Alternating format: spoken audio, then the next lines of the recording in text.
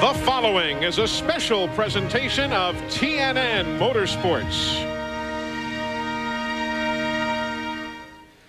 It is one of America's most unique racetracks, and today it unveils its new look. We are live at Pocono International Raceway on TNN Motorsports.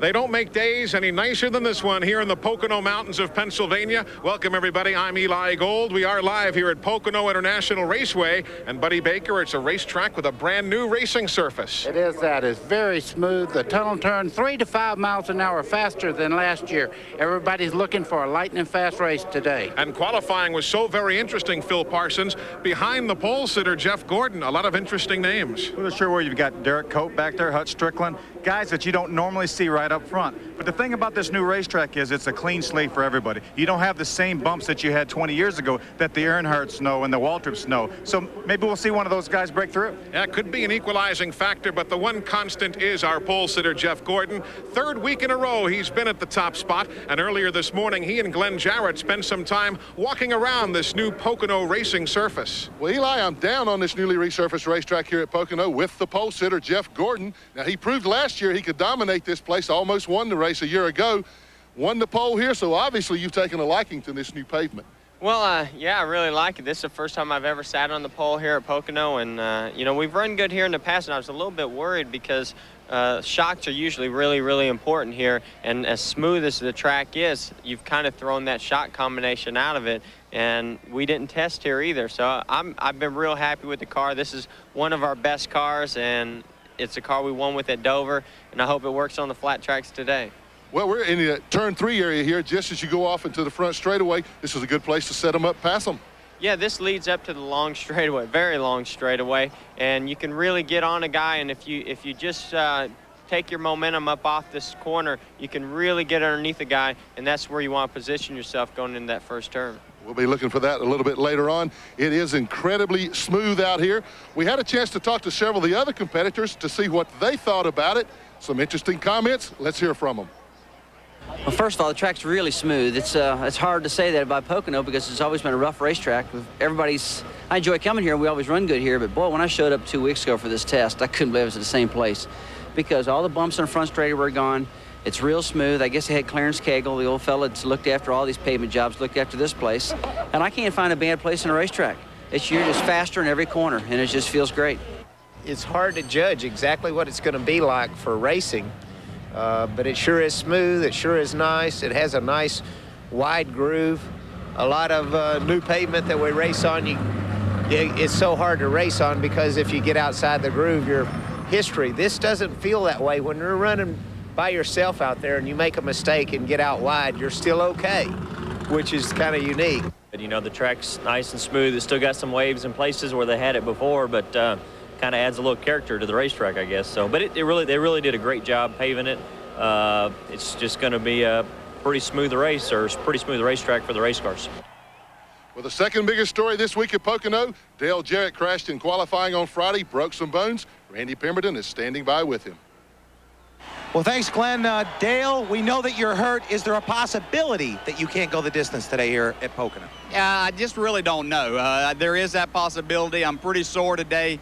Just a matter of how much my knee can stand and, you know, how things go. But I'm going to try to make it all the way. But I have Mike Wallace standing by, and I feel good about that because I have a lot of confidence in Mike. And we'll just see what happens. Say Happy Father's Day to my dad and my father-in-law, Jack Spears. Y'all have a good day. Okay, you too. Eli? Hi, Randy. Thanks a lot. A lot of stories today. Plus, remember, the point standings, second, third, and fourth spots go into today's race, separated by only 79 markers. We're coming right back. Today's exclusive TNN coverage of the UAW-GM Teamwork 500 presented by Promotion Engine Treatment is brought to you by Haviland Formula 3 Motor Oil. Controls volatility and fights vaporization. By the Miller Brewing Company, proud sponsor of the Miller Racing Team. We race for beer. by the more than 1,300 AutoZone stores across America. AutoZone, the best parts in auto parts. And by Chevrolet, one car company has won more races in the history of NASCAR. Genuine Chevrolet. Beautiful day here in the Poconos. Let's check out the Sears Die Hard starting grid, brought to you by the Die Hard battery, now with more power when you need it. Jeff Gordon, brand new track record, 169.725 miles an hour. Derek Culp starting outside of the row number 1, his career best start. Row number 2, Hutch Strickland, his best start of the year. Ricky Craven, he's making his 3rd start here at the Poconos. Kenny Schrader, 17th consecutive Pocono race in which he has started in the top 10. He's joined by Mark Martin outside of row number 3. Next row, Bobby Labonte, who picked up 3 spots in the points after a great finish at Dover. He's joined by Joe Nemechek, who's had some of his best career runs here. The 5th row, veteran Ricky Rudd and Dale Earnhardt. He has had a handful of top 5, 7 of those consecutively this year. Terry Labonte and Ward Burton. Ward was quick in practice yesterday afternoon. Row number 7, Rick Mast and Michael Waltrip, who finished 2nd here in '88, his career best finish. Row number 8, Bobby Hamilton, quick in practice yesterday, and young Jeff Burton of South Boston, Virginia. Row number 9, Ernie Irvin and Berwick, Pennsylvania's Jimmy Spencer. They love him up here at the Poconos. Rusty Wallace and John Andretti will make their row number 10 start. Andretti won here in a go-kart 20 years ago. Lake Speed and Brett Bodine going from row number 11. Row number 12, Sterling Marlin and Todd Bodine, who subs for Bill Elliott again here this week. Good to see Loy Allen back after injuries at Rockingham, and Jeff Bodine still wants to lead a lap this year. Morgan Shepherd, and there's Dale Jarrett after the accident. He's using his Charlotte car here today. Row number 15, Wally Dallenbach and Ted Musgrave, who normally finishes here in the top 5. He's hoping for a good day. Bobby Hillen and Darrell Waltrip, who's been to victory lane many times here at Pocono. Jeff Green is driving for Dale and Teresa Earnhardt. Jeremy Mayfield drives for Cale Yarborough. The 18th row, Robert Presley, healthy, no substitute. Greg Sachs is not here as a backup. And Randy McDonald, his first race of the year. Steve Grissom and Kenny Wallace, row number 19. The 20th starting row, Kyle Petty and Johnny Benson. And starting in the 21st row, Dick Trickle, the new driver for Junie Donlevy. As far as the in-car camera coverage is concerned for you today, we have got many cameras on board. Mark Martin will be carrying some of our cameras today. So too will Ricky Rudd be bringing us around this racetrack. Todd Bodine is going to be bringing us some of the coverage today from the McDonald's Ford. We've got Jeremy Mayfield and Jeff Burton also carrying cameras today. And this is a tough old racetrack, Buddy Baker. It'll be very interesting after a competitive ARCA race yesterday without many incidents on the track. It'll be interesting to see if the Cup guys can follow suit. There was a lot more driving room yesterday than we've seen here in the past. Eli, what you have here is a very, very tight field from first to last. There's very little spread in speed, so it's going to be a give and take right at first. And as we well know, turn 3 is the key to getting around this racetrack. It's also the key to keeping the car in one piece. If you get way out and try to cut back in and somebody touches you, it's a wreck. 200 laps around the 2.5-mile Pocono International Raceway on Father's Day 1996. Glad to have you with us here on TNN Motorsports. And Jeff Gordon up through the gearbox, and off they go on this long 7/10 of a mile front straightaway, one of the longest straights in all of NASCAR racing. Now turn number 1, where the field is now, is basically a high-speed hairpin turn, but a little more running room than we've seen in the past. Now the teams are going from turn 1 to turn 2. This is a triangular track, only 3 turns. They're heading now through the Long Pond straightaway to that corner that you're looking at. It'll be the tunnel turn, which goes over the tunnel that leads them outside to inside the racetrack. As they get across the tunnel, they now work this north straightaway at 1,780 feet. They blow by Jeff Gordon right there, putting Hutch Strickland at the point now in the Circuit City machine. And now they work on the flat turn number 3, where RPMs drop a little bit. It's kind of like a road course. Jeff Gordon got caught on the outside there going across the tunnel turn, and even with the great surface they have here, once you get on the outside and the guy's got momentum on the inside, he had to give way.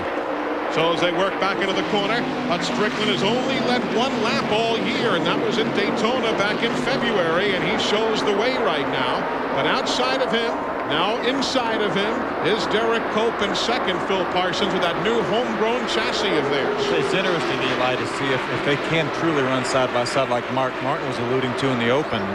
Derek got underneath Hut Strickland coming off turn one, made the pass into the tunnel turn. I'm not sure anybody can run through the tunnel turn at speed side by side. See Hut Strickland going back for the lead there on the inside of Derek Cope. You see Derek roll out the throttle, get back in that preferred line, take a lower line, looking for a place to make his move here. Kenny Schrader in third there. Eli, it looked like Kenny's got a good run going. But meanwhile, Hut Strickland is the leader.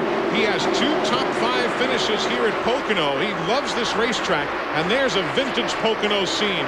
This wide drag strip-like main straightaway. Folks use every inch of it as Derek Cope now works the inside to his advantage. Eli, there's what Mark Martin was alluding to. Too wide in number 1 corner. 2 years ago, last year even, you couldn't even think of going on the outside to make a pass. Jeff Gordon's going into third now. I think Jeff Gordon's recovered from his, he may have slipped or whatever in the tunnel turn on that first lap, and that's why those cars got by him, but looks like he's recovered and headed back towards the front. Now the north straightaway, 1,780 feet from turn 2 to that flat turn number 3.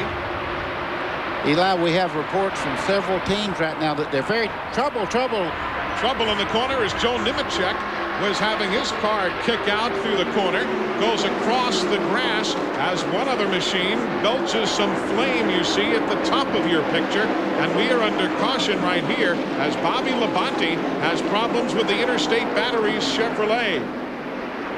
We got a bit of a fire in the back. The car looked like the car must have backed in the wall or something, maybe exiting the tunnel or got it together with another car going in turn 3 there. And there's Bobby being helped from the car. He quickly took care of all of the safety gear, the paraphernalia, unhooked and jumped out, and was helped, you saw at the very end, by one of the track workers here. Scary moment. So Bobby is okay again. We showed you him being carried away and helped over by the safety crew, and he is just fine. But boy, the Interstate Batteries Chevrolet, you see clearly the fire extinguished in a hurry, but boy, that baby went up quickly. Tremendous damage there around the fuel cell and all on the left rear corner. That car has really had a hard lick on the left side. Buddy, you know the way we were talking about before the race, that flat corner, you don't have the bank to hold it. We'll take another look here and see what we can see.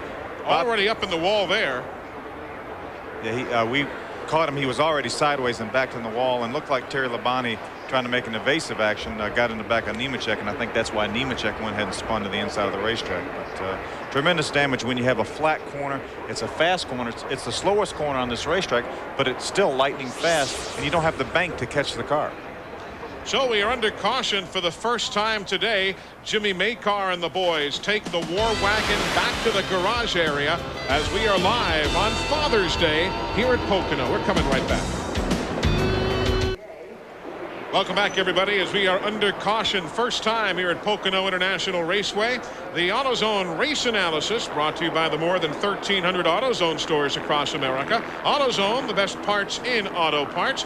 There you see the numbers of this afternoon's race. 200 laps, 500 miles. The race record, what with the new pavement here, could well be eclipsed this afternoon in the 37th ever visit for the NASCAR Winston Cup teams here to Pocono. You see Bobby Labonte's car. Let's take a look through Mark Martin's windshield and see. He was in the general vicinity, fellas. Let's see if we can see what happened. Okay, they're going into turn 3. You see Joe Nemechek get him right in the left rear corner. The preferred line is right on the white line going through that corner. Bobby come across. Nemechek didn't have time to check up. He caught him on the left rear corner, and around they go. Because when we looked up, Phil, we saw Joe going across the grass. Now that in-car look kind of gives us a broader idea of what exactly transpired. That's what we're talking about, the give and take. And, you know, don't know whether Bobby didn't know Joe was there or whatever, but you have to give somebody a little bit more room, especially this early in the race, and that didn't happen. Then you see Bobby Labonte's result right there. Let's take another look at it real time and see what it looked and sounded like to Mark Martin.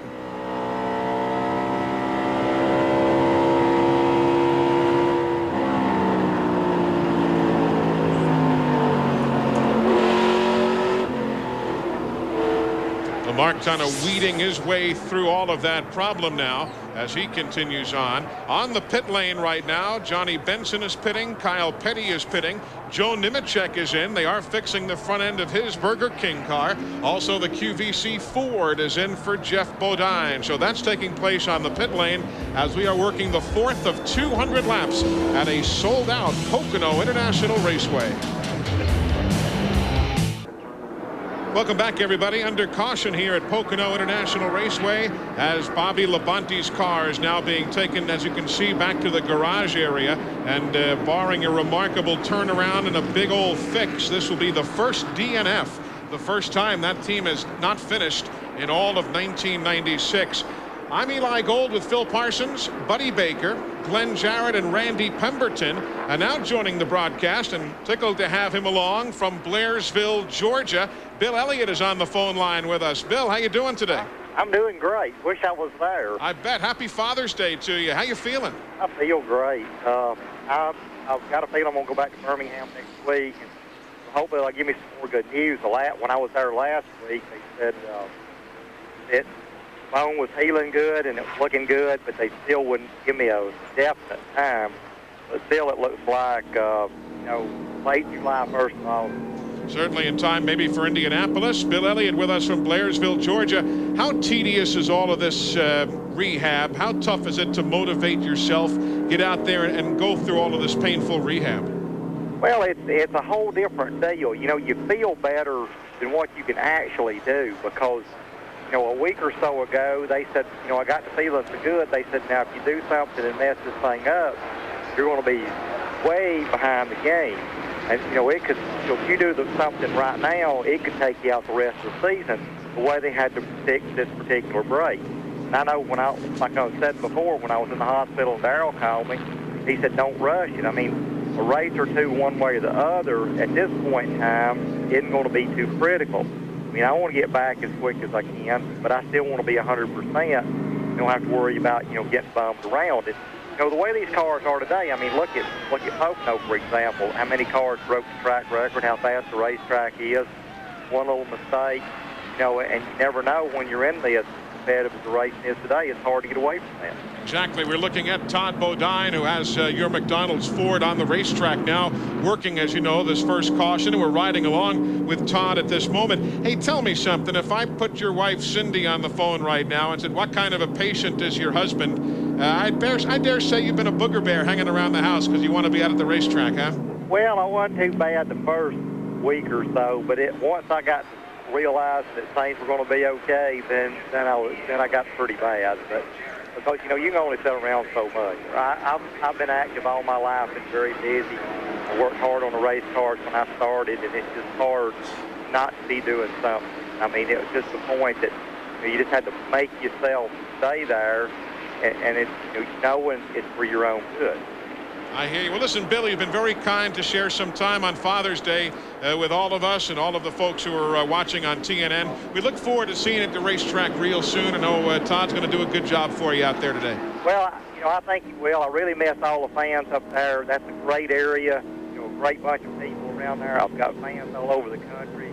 I'll be back in the car soon. Thanks for all the cards and letters. I'll miss all y'all and hope to see you soon. Take care, Bill. Thanks a lot, man. Thank you, Eli. Appreciate it. Bill Elliott joining us live on the phone from Blairsville, Georgia. Right now, Todd Bodine has his car in 24th spot as we have really had very little racing. And there, Joe Nemechek is on the pit lane again, making one more stop. Meanwhile, Bobby Labonte is in the garage area as Derek Cope leads here at Pocono. Randy, let's hear from Bobby and find out what he has to say. Bobby, you appear to be all right. Obviously walked from the infield care center. Your recollections of the wreck, what happened? Oh, well, we're all just trying to stay in line, or a lot of us were anyway. And I was behind Dale Earnhardt, just trying to go single file, get the first of the race sorted out and just kind of be there, But there's a couple cars that went by me off of the tunnel turn. And, I had a chance to do that earlier, but I just chose to stay in line. I guess a couple of them got there before I did. And somebody must have got to my left rear or something. And just didn't out get him to the corner. Did you look at your car? I didn't have to. I felt it. Good answer right there. Wasn't that a classic line Very unusual, too, for these NASCAR machines to see that type of flame. But fortunately, Bobby's just fine. And you saw the track folks were there immediately to make sure there were no further problems. We are live here at Pocono International Raceway. Derek Cope leading for the first time this year. We are back at Pocono International Raceway, getting set to go back to green. Derek Cope ahead of Hut Strickland, Jeff Gordon. Ricky Rudd's moved up 5 spots. He's in 4th. Dale Earnhardt has moved up 5 spots. He will restart in 5th. Green flag now here at the track after we wrap up the first caution of the afternoon. Eli, you always hear people say we need single file restarts. Look at this, 5 wide already. So how they start 2 abreast or single file has nothing to do with they're going to race around the racetrack. Saw the 43 of Bobby Hamilton make that wide move to the inside as we ride with Ricky Rudd in the Tide machine. Ricky's thinking about making a move on Jeff. You've seen him look to the inside. Jeff is very strong. Now look at him moving in there. No chance to pass him here at the tunnel. Ricky's already moved up to 4th position. He started way back in 9th, so he had a good car yesterday afternoon in practice. Yeah, he did. We had a feature on him yesterday during part of our telecast about all that team was working on, trying to get themselves squared out for 1995 and 96. They had old parts, new parts, store-bought parts, home-built parts last year, changing things over to this year. Mark Martin's got a bunch of folks going by him there, buddy. You know, we were getting reports that several of the cars were pushing pretty bad at the first part of this race, so he may have a pushing problem or a handling problem of some sort, because you see him moving to the outside there and people going by him on the inside, so Mark's not handling just like he wants to yet. Good battle for 3rd place now, side by side, middle of your screen. The 10 is Ricky Rudd, the 8 is Hut Strickland. Here comes Earnhardt. Yeah, Jeff Gordon had already passed Hut Strickland and had opened the door for Ricky Rudd. You see Hut Strickland keep the fire lit in that number 8 car there, Circuit City car that he drives, and Earnhardt had to back off. He was on the inside and the preferred line, but you can race 2 abreast anywhere around this racetrack. Looking at the back of the Tide machine for Ricky Rudd. Main straightaway, start-finish line. You saw it flash by. Here we go, 3 or 4 wide again. Bobby Hamilton likes the inside of the front stretch. The King used to run there too, and Richard was driving that race car.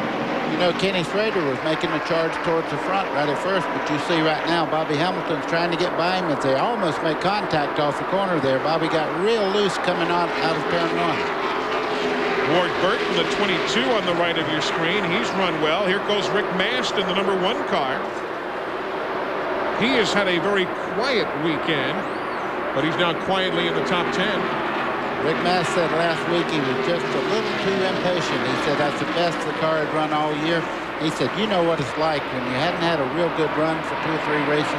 All of a sudden the car has a chance of winning the race. He said, I just got anxious and run off on the apron, and that lost control of the car.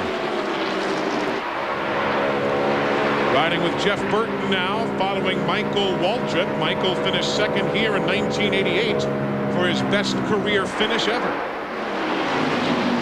Now up front, we battle for 2nd spot. Behind the race leader, Derek Cope, who's in the 12. There's 2nd, Jeff Gordon and Ricky Rudd. Hey, look, Ricky Rudd looks to have the quickest car in the racetrack right now, because he had a little bit of a gap behind Jeff Gordon early on when we were showing him, and he's caught him right back, and here he goes to make a move on the inside going into turn 3. You watch the maturity of Jeff Gordon. He is very young, 25 years old, but he makes all the right decisions. He knows he has a great car, so why race 2 abreast through a corner? He has one of the fastest cars. Now we'll see whether Ricky Rudd can pull away from him or not. And again, that is a new car here. They hadn't even shaken that machine down before they showed up here at Pocono on Friday morning. It's a new style of car for the team, one that team manager Richard Broom is particularly comfortable with, and it's really showed here this weekend. I'll tell you, it's great to see Derek Cope running so well. Isn't it, though? Eli, it really is.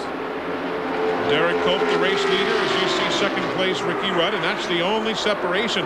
Earnhardt's not been able to hang with them right now. He's running 4th, obviously not too shabby, but he is about 25-30 car lengths behind already. There's 3rd place. And a goodly distance back is fourth place Earnhardt leading the next pack of machines. There's the spread, you see.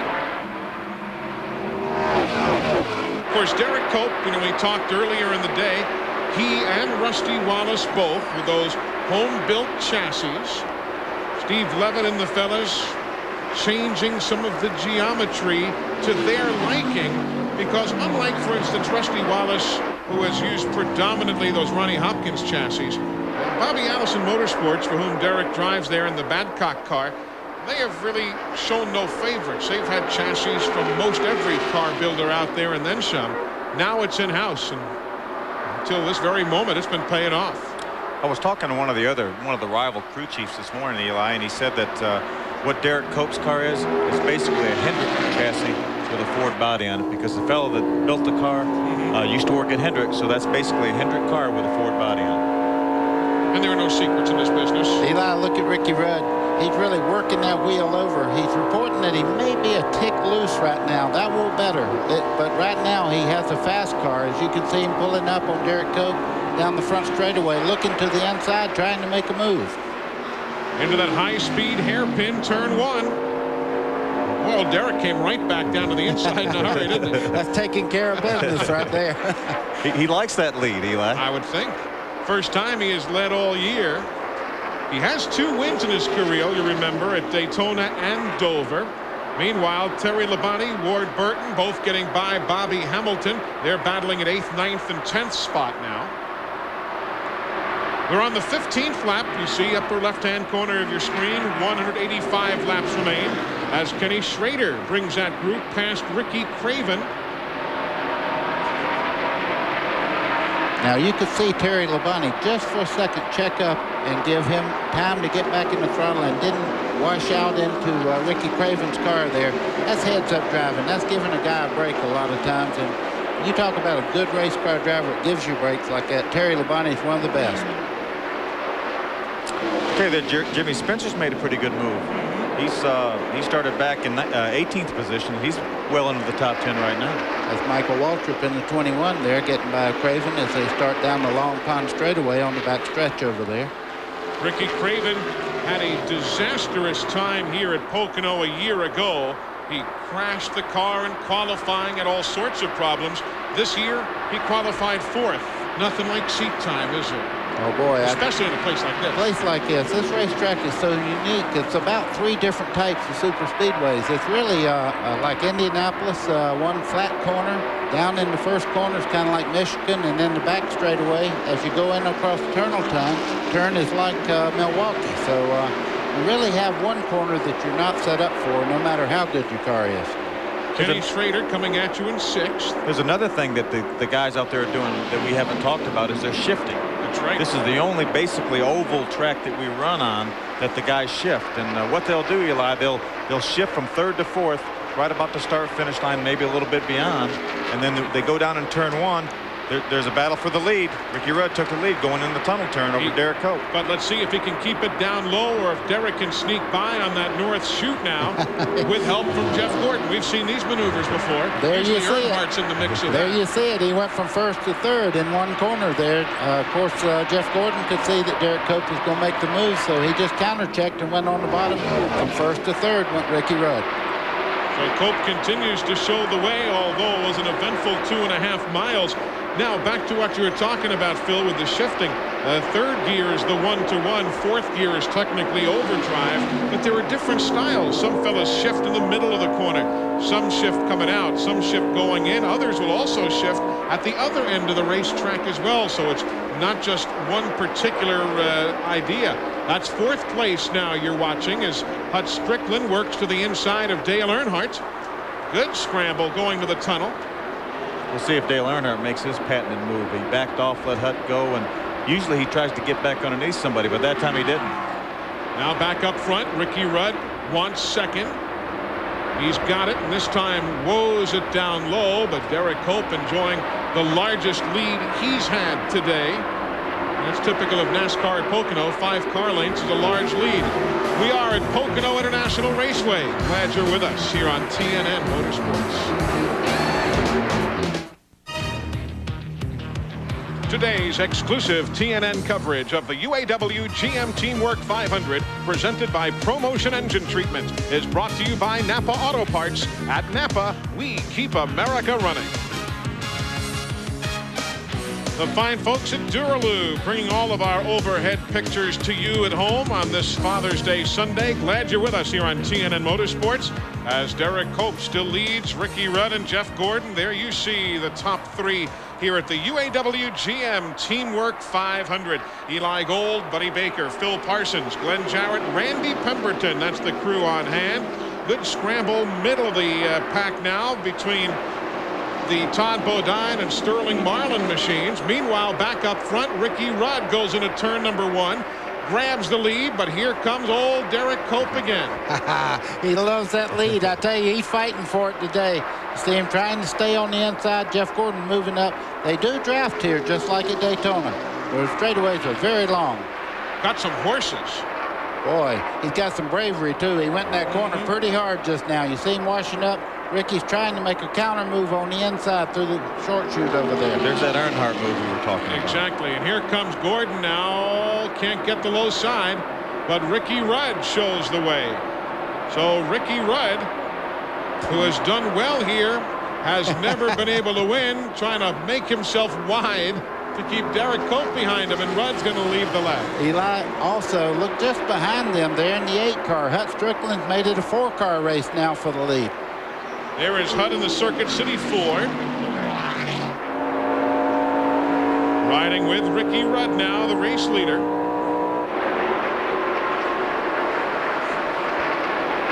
Heading towards the tunnel turn, and Hut Strickland right with them. Earnhardt is fifth now. That racing that they were doing up front, that allowed Hut Strickland to catch up some. He's got a real good car, and we'll see now if they get in line. We'll see if they can put some distance between the third place car, Jeff Gordon, and Hut in fourth. Yeah, that always was a treat to be running in about fourth and see somebody starting a race for the lead all of a sudden. That puts up a tremendous amount of draft, so when you're back here, you close right in on the back bumpers. Back to the stripe, putting lap number 24 up on the board right now. Across the top of the screen, you see the top five. You've got Ward Burton, who passed Dale Earnhardt over there coming off the tunnel turn and moved up in the fifth position. We told you he was quick here in the final practice yesterday afternoon. Boy, Hut Strickland's running great, but he just reported to his crew that he has a shifting ball that is loose on the shifting column, so they're going to gray tape it when he stops. That is very aggravating when you have to shift 3-4 times on one lap. Who was it? Schrader at Sears Point a year ago had to shift with a pliers when the entire shifter came off in his hand. Boy, look at Hut. He's trying on the outside of Derek Cope there. He's got a very good race car. We saw the outside work in the ARCA race here yesterday that many of you might have seen on TNN. Paid off for Tim Steele and Mike Wallace in their battles yesterday. Mike Wallace won the race. What they better do right now is get single file and catch that leader, because Ricky Rudd has a very strong car, and you can see he's opened up about a 4 or 5 car length lead over Jeff Gordon. There the front four. Ward Burton is fifth. Dale Earnhardt now running in the 6th spot. And remember, Pocono and Michigan were the only true tracks where last year Dale Earnhardt did not have a top 5 finish in either race.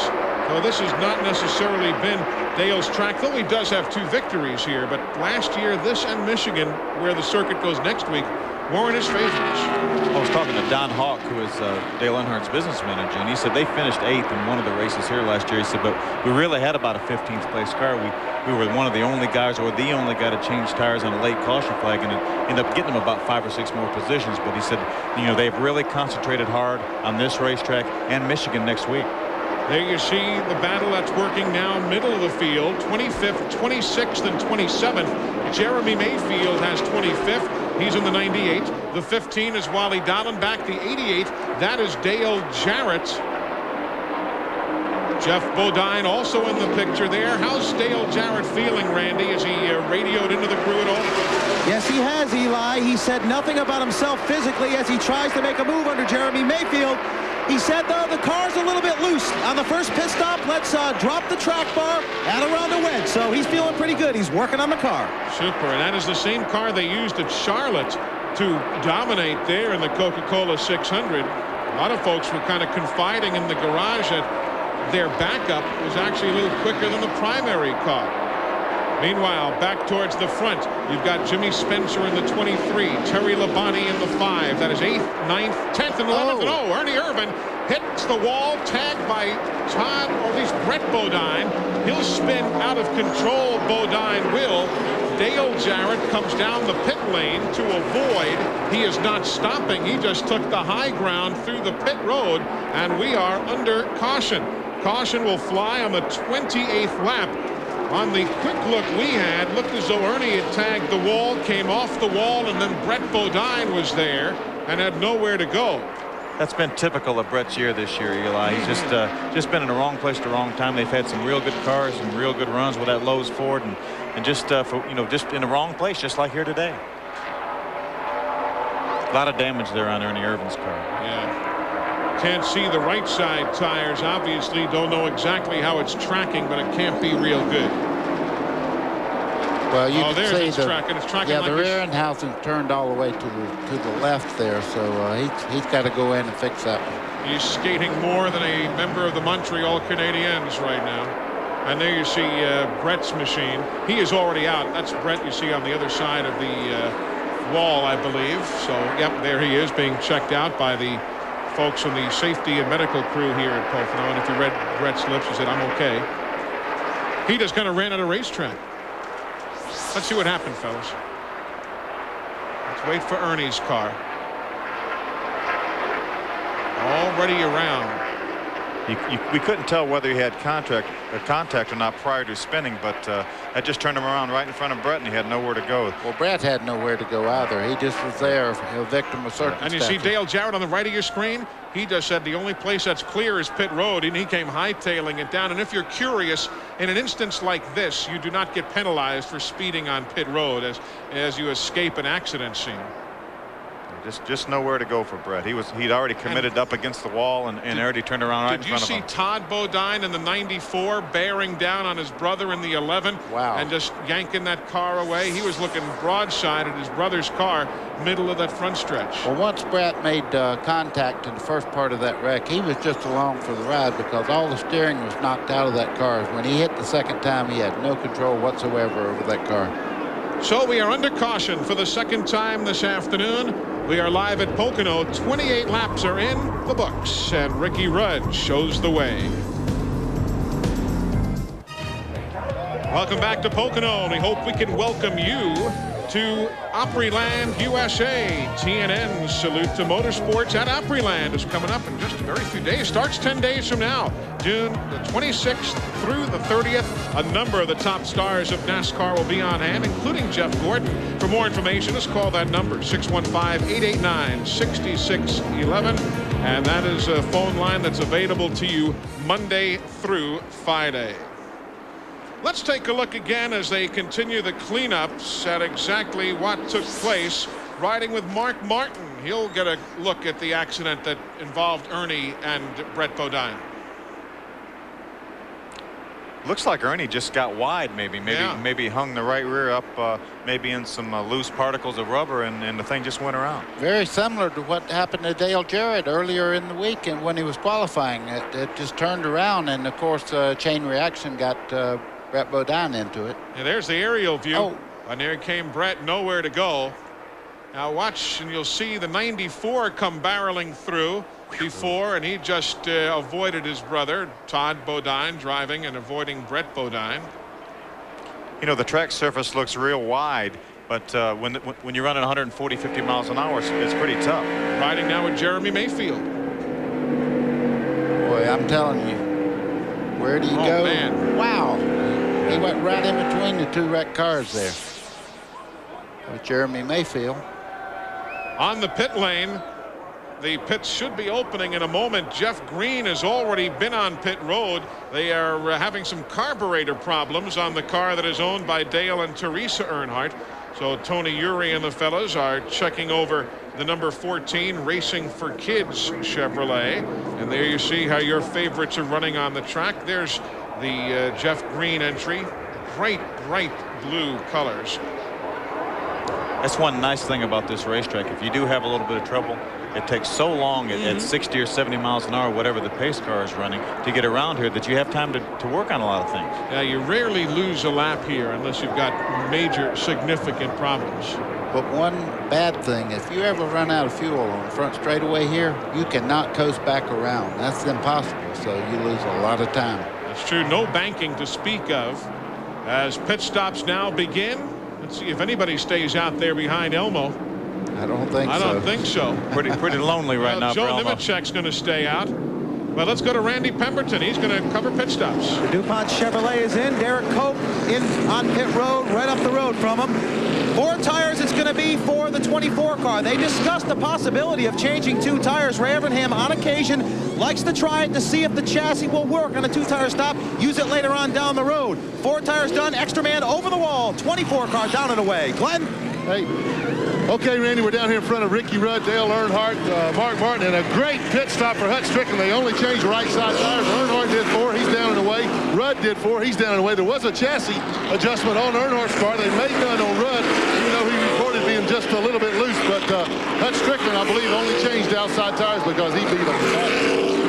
So we are going to be seeing a shuffle in the running order because some teams did take 2 tires. Others took 4. We'll reset the order for you as soon as we come back to Pocono. Brought to you by Gladiator and Universal Luxury Vans, the official vans of tracks, teams, and drivers throughout the NASCAR world. Call 1-800-445-2825 for a dealer near you. Here at Pocono, working the second caution flag of the afternoon. Tough break for Kenny Schrader, a stop-and-go penalty with tires getting loose from the team on the pit lane. While he does come in, the crew will check things over and they'll splash a little more fuel in. They are going to be bringing in Ward Burton as well for a stop-and-go penalty as we work the 32nd lap of 200 here at Pocono International Raceway. Right now, time for an AutoZone Tech Fact, brought to you by the more than 1,300 AutoZone stores across America. AutoZone is the best parts in auto parts. With pit stop adjustable race cars becoming more and more important, one of the biggest changes we can do now on a pit stop is raise and lower the panner bar without affecting the length of the stop.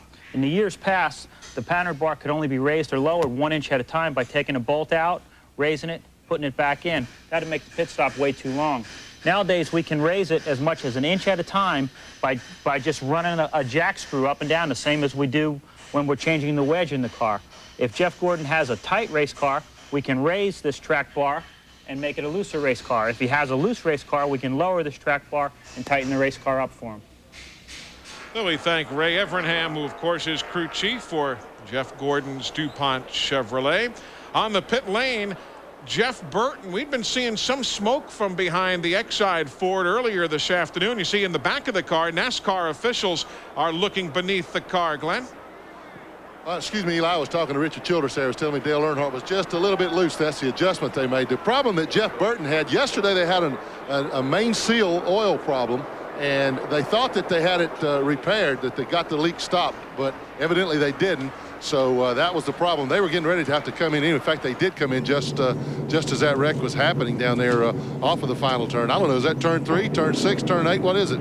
That's turn 3. It's a triangle. Oh, okay. How can you have turn 8 in a triangle? Gotta talk to that boy down there. Glenn, I'm like you. I thought it was 8 too. I guess if you had, well, you're still 3 corners, so if you had turns 1 and 2, 3 and 4, 5 and 6, I guess if you wanted to use conventional numbering, but for triangular purposes, as the field gets the 1 to go. I can make it be 6, Eli, but I can't make it be 8. I can't make it be 8. Any way you look at it. You never run like I did up here. Ward Burton now coming down the pit lane, running in 5th position, and he will come in for a stop-and-go penalty right now. They are going to fill it up, Randy, while it's in. Well, the tough break for these guys, like you said, Eli, he was running 5th. They knew they were going to take on 4 tires anyway, so they weren't going to lose some track position with some of those teams that might take on 2 tires. So it's not that disturbing. I talked to a couple of these guys. They think they're running good. They got a shot to win this race. They do. The MB&A Pontiac has been very, very strong all weekend long. Hut Strickland in the number 8. Eli, one thing you have to really concern yourself with, when you lose track position here, it is very, very difficult to get back to those lead cars. Even though they took on 2 tires, Ward Burton has to work extremely hard to keep up because of track position. Anything that happens is going to happen in front of him. As we are about a half lap away from going green, don't forget, folks, Opryland is the official destination of NASCAR. For more information on Opryland, call 615-889-6611. That phone number will be available to you Monday through Friday. Get all information about Opryland. It's a great time. Lots to see. Great hotels. The Opryland Hotel, one of the classiest facilities in America. It'll be interesting to see how these 3 cars, the 3 leaders we know for sure took on 2 tires, Hutch Strickland, Mark Martin, and Robert Presley. So it'll be interesting to see how they compare with Jeff Gordon and all the cars behind him that took on 4 tires. Carburetor problems continue for Jeff Green, and Tony Uri and the boys, Randy, are pushing that car to the garage. Well, they thought it was a carburetor problem. They went and got another one. They stuck it on there. Still had a problem. Just not firing right. Then they thought it might be a battery or battery cable. They're not going for points, so they're going to go and try and fix it, and he'll come back out and ride around. But they don't know what the problem is right now. Jeff Green, that is the NASCAR Busch Series driver, tested here a couple of weeks ago. First time he'd ever seen Pocono International Raceway other than on television. Tough early afternoon for him. Maybe they can get it back. Here we go. Green flag going up on the board. 35 laps are complete of 200. And Wayman Hutch Strickland from Calera, Alabama shows the way. And here comes Mr. Earnhardt around Robert Presley. Here comes Rudd in the 10, Gordon in the 24, all around the Skoll machine. I tell you, Jeff Gordon looked pretty good on the outside there. He hung right with him. Good scramble now. Joe Nemechek, who remember is a lap down but is running with the leaders right now, is being bypassed by Mark Martin. Joe had a pit stop at lap 4, pit stop again at lap number 6 in the aftermath of his accident with Bobby Labonte. And Mark Martin, remember, he was in 16th before the pit stops. Now he's up near the front. Here comes Derek Cope, who is led. He'll get right by Jeff Gordon. And Rick Mast behind them to try and get around Robert Presley. Yeah, it's good to have Robert Presley back. You know, he was injured, and now he's back in the 33 car. A lot of talent there, and we're glad to have him back in our Western Cup racing. It looks like the 2 tires worked pretty well for Hutch Strickland and Mark Martin, but did not work on Robert Presley's car. Presley continues to backslide just a bit. Ricky Rudd's car, he does not even need the draft. You see him drop way over on the left side of the racetrack here and pull up on Earnhardt as they start into the tunnel turn. You can see he has a very, very good race car. Earnhardt's not letting off this time, though. He's holding it there. Oh, here comes Derek Cope for 3 wide. Somebody's got to give. You can't run 3 wide here. 2 wide's hard enough at this racetrack. So Cope makes the pass. Earnhardt goes by. Rudd's in line. You see ahead of Jeff Gordon. Working lap number 35 of 200 here at Pocono. We are live on TNN Motorsports. Glad you're tuned in on this Father's Day Saturday, or Sunday at least. That looked a little more like Earnhardt that we know. He's been backing off in the past couple of races and giving people breaks, but that time he went on in the corner, and that's typical of number 3 of Earnhardt. They've been incredible lately, Dale Earnhardt, really. 22 last races, 4 wins, 18 top 5s, 20 top 10s in their last 22. There's Mark Martin now, very much in the hunt for the lead. Glenn, what in the world did they do to get the car working like this? Well, Eli, a while ago, Mark just didn't like the car. It was pretty loose with a lot of traffic behind him, so he just backed off through the field and found a gap there, ran behind. Well, in fact, he was running behind Ernie Irvin when that wreck happened. But they came in this time under the pit when they all pitted. They only changed 2 tires. Steve Bill told me the reason they did it now, hey, this is the perfect time to try it to see if it works. We might need to do it later on. And the reason that I thought there might be 8 turns is I raced here one time and wrecked off of turn 3 or 6, and I turned around so many times I thought there were 8. That explains that. That's why he thought there was 8 corners here.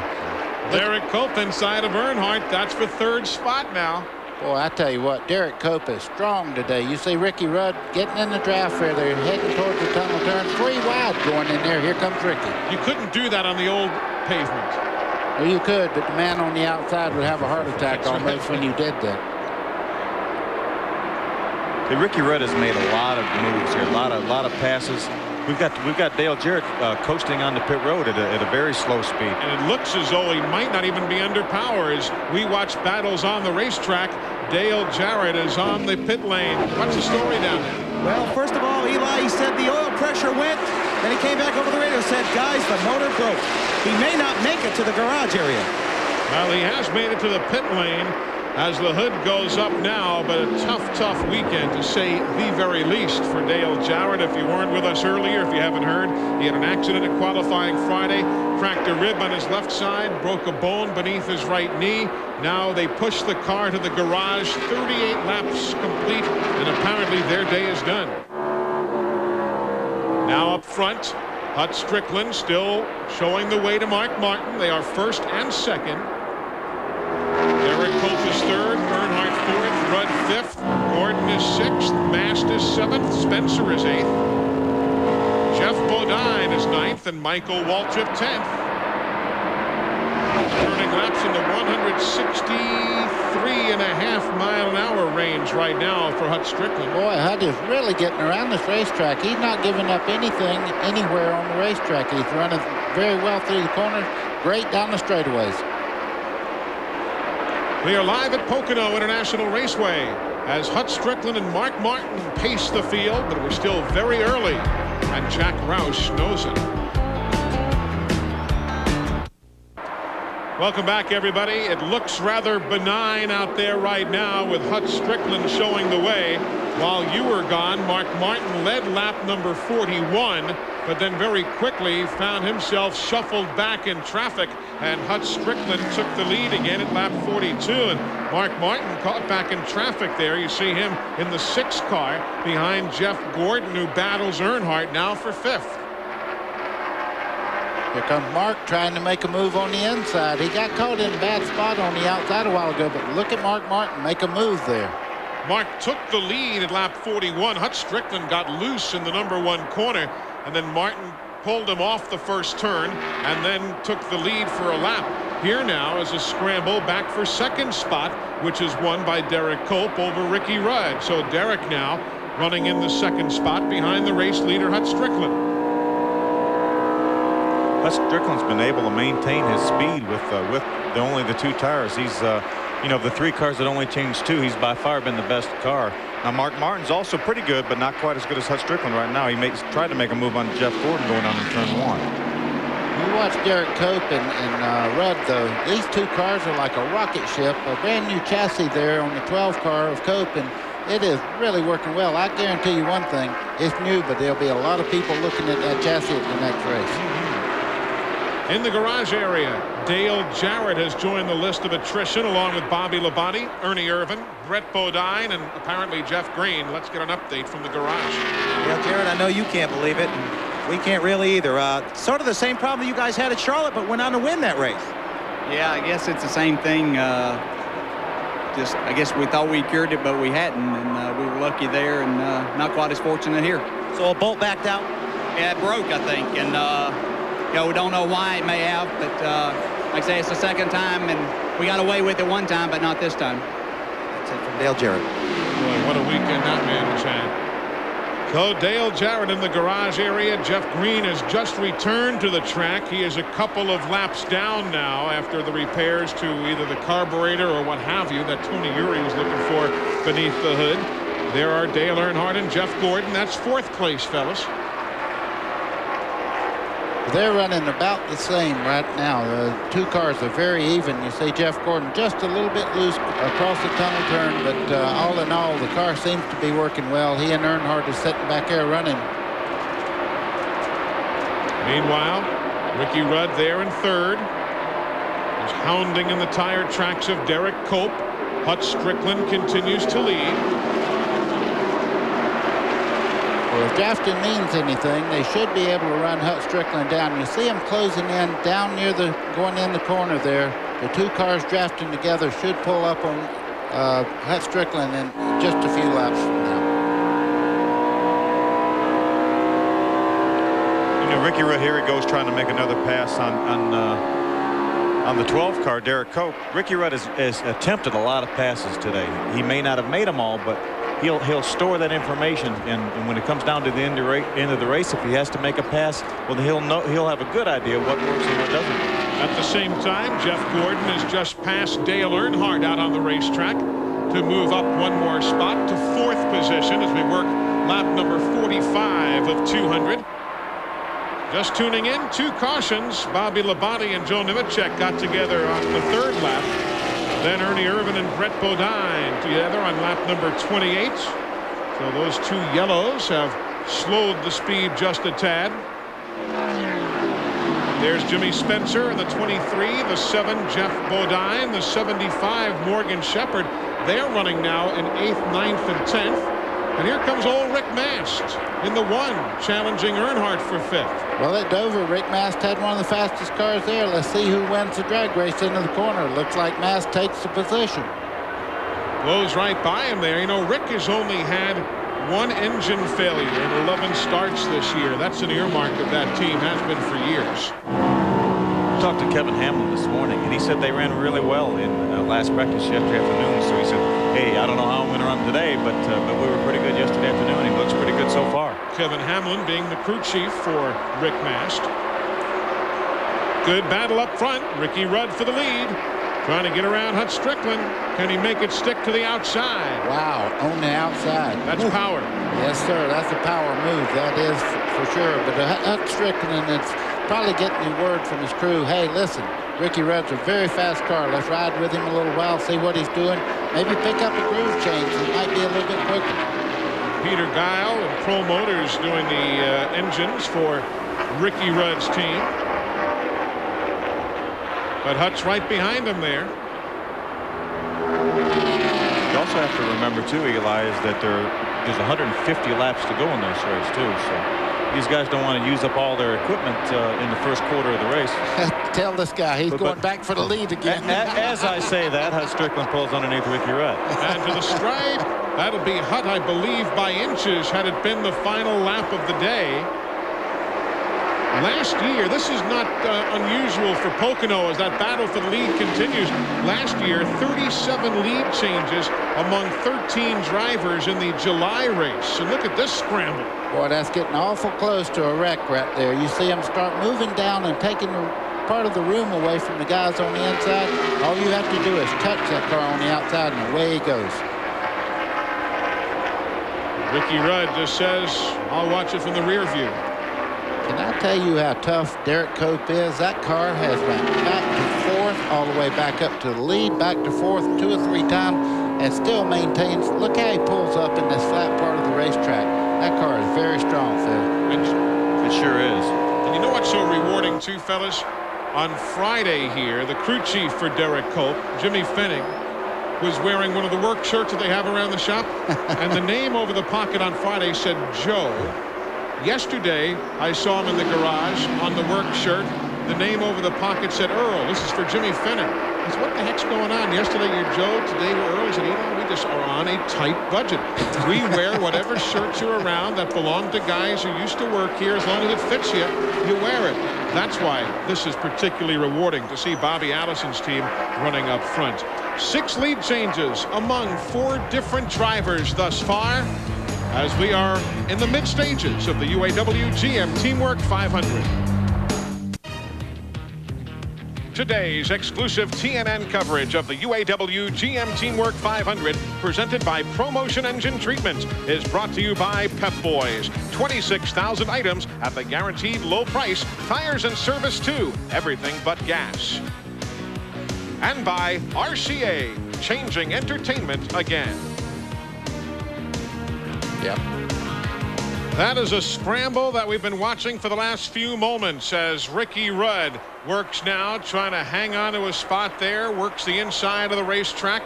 He battles with Hut Strickland for 3rd spot. Derek Cope is the race leader, after Ricky Rudd took the lead at lap number 49 and led for lap 50 as well. It swapped around to Derek at lap number 51. And Jeff Gordon's on a run right now. That car is really handling well. He's going across the tunnel turn, probably quick as any car out there. You see him in 2nd spot, moving in on Derek Cope as they head down into turn 1. 13 career NASCAR Winston Cup wins for Jeff Gordon, tying him with Dick Rathman and the late Tim Richmond. At this age, he's only one win behind Dick Hutcherson and Leroy Yarbrough. Wow, that's impressive. I tell you what, he's only going to get better, too. That's the thing that everybody says. And he's a great driver right now. National championship at 24 years old. What a guy. He's a talent. The folks at Napa bringing you all of the rundowns that you're seeing across the top of the screen here. Napa, we keep America running.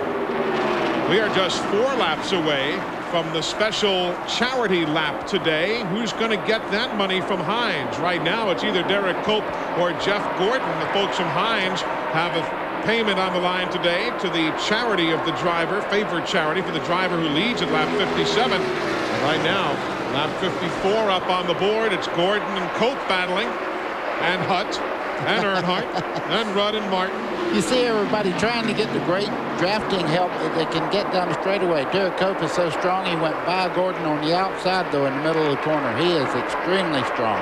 If you're curious, too, Kenny Schrader and Ward Burton, the 2 guys who had to make the stop-and-go penalties earlier, they're all the way back to 22nd and 23rd right now. So they're cutting through the field pretty well, Phil. They are, but that just goes to show you what track position will do. I mean, Ward Burton was in the top 5 when the caution flag came out. We've run a number of laps since the green flag came back out, and he's still mired back in 23rd position, and he's passed a lot of cars. Derek Cope from Spanaway, Washington. Could have been a pro baseball player. Had some knee problems, though. Chicago Cubs were looking at him long and hard as a catcher. Just never did pan out. The field is panning out now, trying to chase him down. Eli, I've never seen this many cars this long into a run after a caution flag, this competitive. It's got to be the track surface. The new pavement, sure. Wow, you could see there. Derek Cope did something there impossible to do. I mean, he passed Jeff Gordon back. Now they're fighting going in the tunnel turn. He has to back off there. And Hut Strickland has that second spot ahead of Cope and Earnhardt. You know, sometimes you'll ask the fellas in the garage about a new paving job, and somewhere you're going to get a dissenting vote. There was not one. I mean, we, honest to goodness, went to virtually every single driver, ARCA and Winston Cup, and to a man, they said, when Clarence Cagle came in here, the Mattioli family, it's the best paving job right there with the Indianapolis Motor Speedway that they've experienced. Boy, oh boy, I tell you what, anybody that ever drove on this racetrack can tell you that's the best thing they could have ever done for this racetrack, because the pavement was absolutely worn out. Now they have a great surface and look at the racing. That's among the top handful. Rusty Wallace is getting into the picture soon. He and Bobby Hamilton scrambling for 10th behind this pack of cars. This is why this racetrack is jam-packed and why the Mattiolis are talking about another 10,000 seats and so on. The uniqueness of this facility gives you some special shows. There's Mark Martin. He's running in 6th spot right now. Behind him, Rick Mast in 7th. Boy, that's a great shot. That's exactly what the driver sees. You see him jumping around just a little bit. That means you're right on the apron when you start out, how smooth the car is out towards the front straightaway. And now working at lap 57, the race leader, Jeff Gordon. And Jeff Gordon has won the Heinz 57 charity lap. Heinz donating $1,000 to the charity of choice for Jeff Gordon, who led the race here at lap number 57. The Heinz Charity Lap brought to you by tangy Heinz 57 steak sauce. Let's eat. Okay. Let's eat. That's what it says here. Sounds good to me. Sounds good. We are live at Pocono International Raceway. Glad you're tuned in on TNN Motorsports with Phil Parsons and Buddy Baker, Glenn Jarrett, Randy Pemberton, and a cameo visit earlier from Bill Elliott. I'm Eli Gold. That's the battle for the lead. Jeff Gordon, Hut Strickland, around Johnny Benson. Johnny crashed here in testing a couple of weeks ago, and he's going to come down the pit lane. The Pennzoil Pontiac will come to the attention of Doug Hewitt and that crew. All of those cars you see now are in contention for the lead. None in that huge pack up front is a lap down. As a matter of fact, at this stage of the day, 32 cars still on the lead lap. Let's see if Hut Strickland can muscle past Jeff Gordon. Boy, he's got to feel so good about this car. I mean, the car has not really performed this whole year the way he wanted it to. And here, look at this car, dominating this race, running very well, passing one of the fastest cars in practice here, Jeff Gordon. Now he's out there doing his thing in front of all this crowd. It's got to help him as far as his sponsor. Hut Strickland ran well last year. Yes, he did. In the Bernstein car. Ran well here. He ran well at Dover. Philippe Lopez is the crew chief for that team. Hutt came home in the top 5 here a season ago in 5th position. We're working lap 60 of 200. We are live as Bill France Jr. to the right of your screen, the president of NASCAR, enjoys this day. Welcome back, everybody. A quick reminder, you can race into the all-new and official store of NASCAR. Visit NASCAR Thunder. It's open at the Gwinnett Place Mall in Atlanta, Georgia. NASCAR Thunder, the official store of NASCAR, with a huge selection of anything you'd like from the sanctioning body or your favorite driver. It's all available at NASCAR Thunder. 62 laps on the board right now. There are some of the fellows we've not seen in a bit. We're looking back at 22nd, 23rd position and so on. Kyle Petty in the 42, Joe Nemechek in the 87. You've got Kenny Wallace there in the 81, the Square D machine. Dick Trickle in the Heilig-Myers car.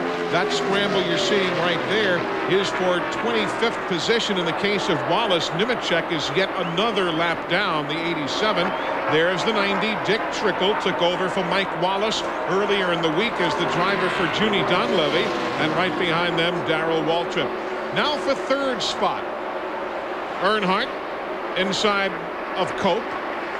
Rudd inside of Cope. Then what makes Mark Martin decide which way to go there? Just because he was getting to turn 1 and had to do something? Yeah, you want to get back in the preferred line, and even though you can race very fast on the outside in 1 and 2, the preferred line is right around the base of the racetrack. Some of your other favorites, Terry Labonte, started 11th. He's now running in 14th, if you're curious. Haven't talked much about Ricky Craven after starting 4th. He is now all the way back in 30th position, though still on the lead lap. And there's Ricky Rudd. We ride with him in turn 3.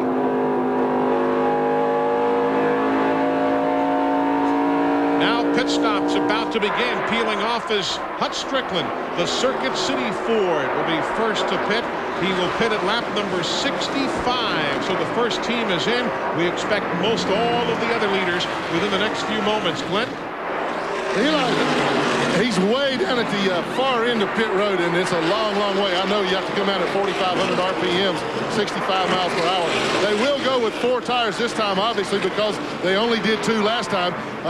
Hut and his crew chief, Philippe Lopez, were talking on the radio about what they were going to do, and Hut said, hey, man, can we keep these tires on the whole race? Philippe said, I don't think they're going to last quite that long, but great wear out the left side tires. Everybody's saying that they can probably hit with just 2 tires. 21.02 seconds, not a bad pit stop. Not bad at all. 34 laps after their last stop. Kenny Wallace also in at lap number 65. As Jeff Gordon shows the way. None of the other leaders coming down the pit lane quite yet.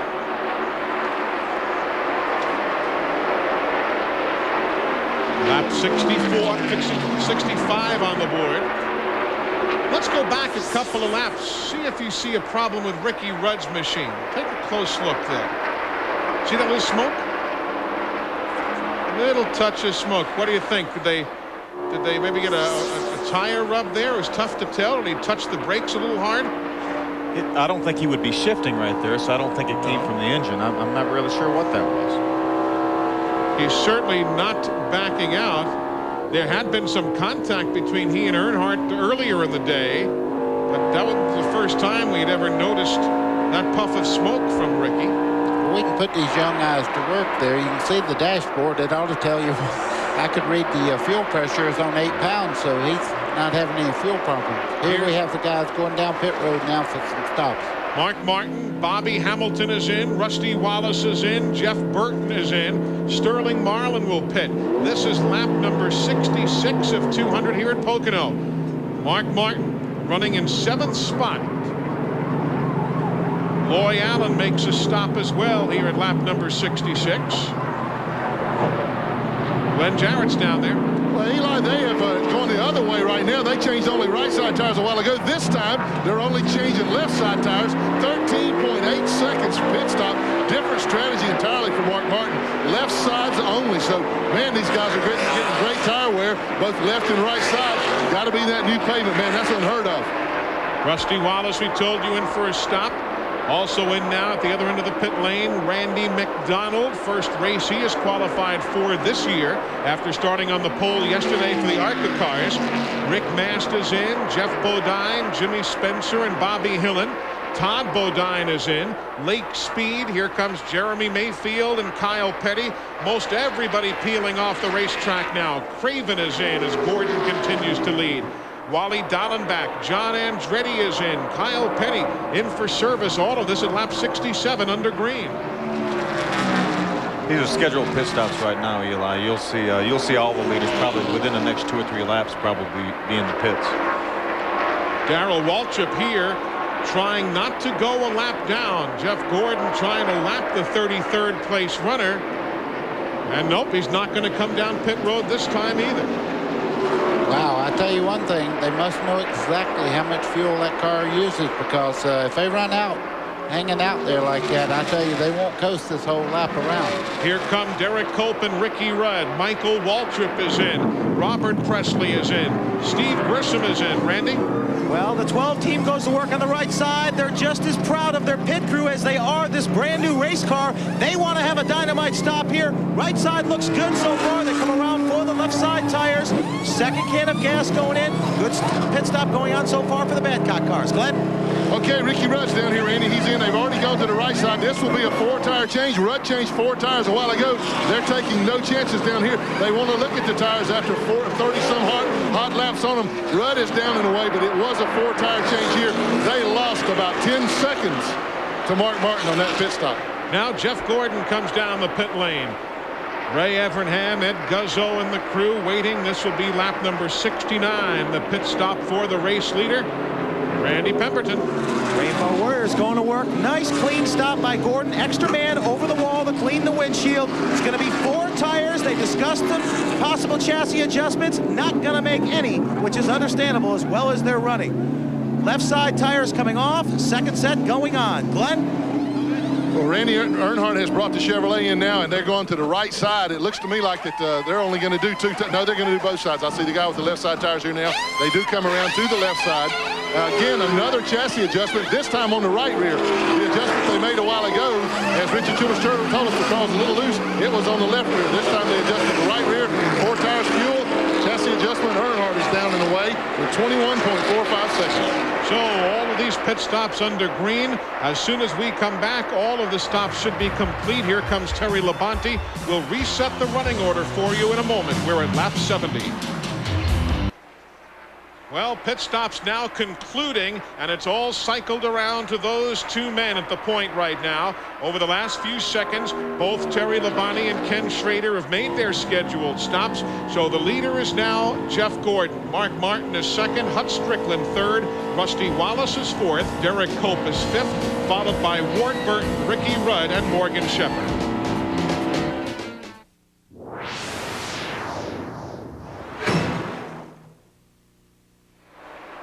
Back at the beautiful Pocono Mountains of Pennsylvania, Lake Speed and Jeremy Mayfield right now.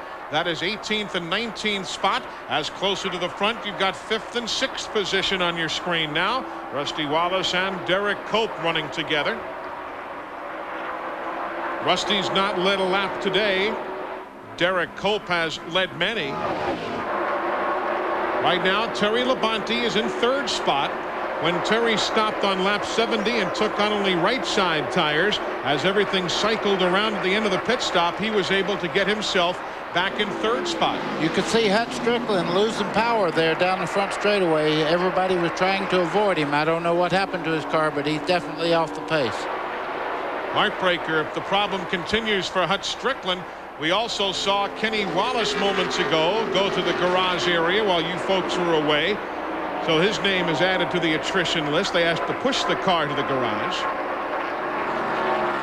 Ricky Rudd, he's in 8th. Lloyd Burton and Morgan Shepherd, and there's Hut Strickland. My goodness. He was in 4th spot.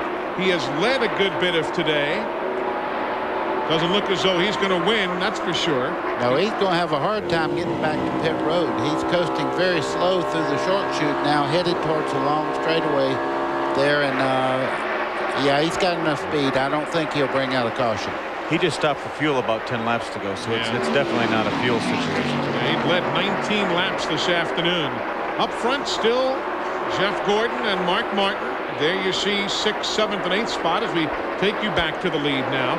Remember, Jeff Gordon had a 3.4-second lead before pit stops, but now that lead evaporates. Hut Strickland has made it to the pit lane, so no problems about potentially a yellow here. He has gone by the entrance to the garage area, so he apparently feels that maybe the crew can remedy whatever the problem is. Let's go down to Glenn Jarrett. He's checking in with Felipe Lopez, the crew chief.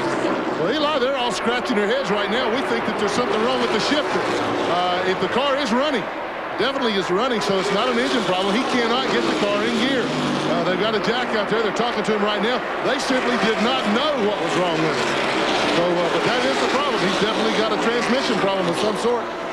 Philippe just pointed toward the garage area, so they're going to have to push him back there, go in and see if they can fix it. Man, what a bad break. What a great day he was having. Isn't that the truth? Tough to see for Hut Strickland and the Circuit City folks. Meanwhile, good scramble between Jimmy Spencer, the 23. He's inside of Lake Speed.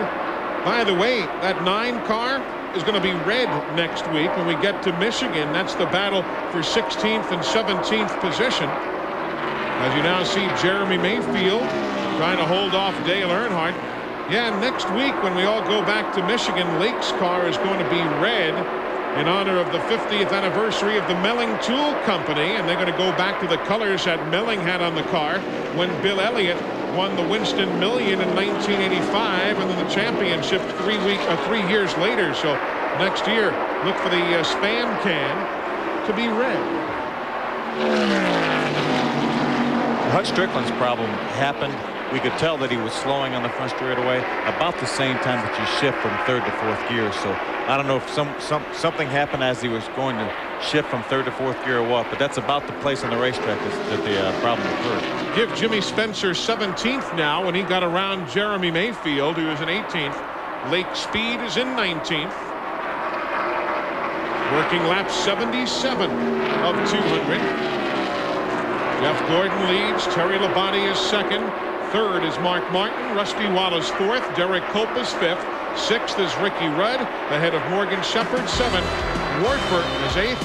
Robert Presley is 9th. And Jeff Bodine now 10th.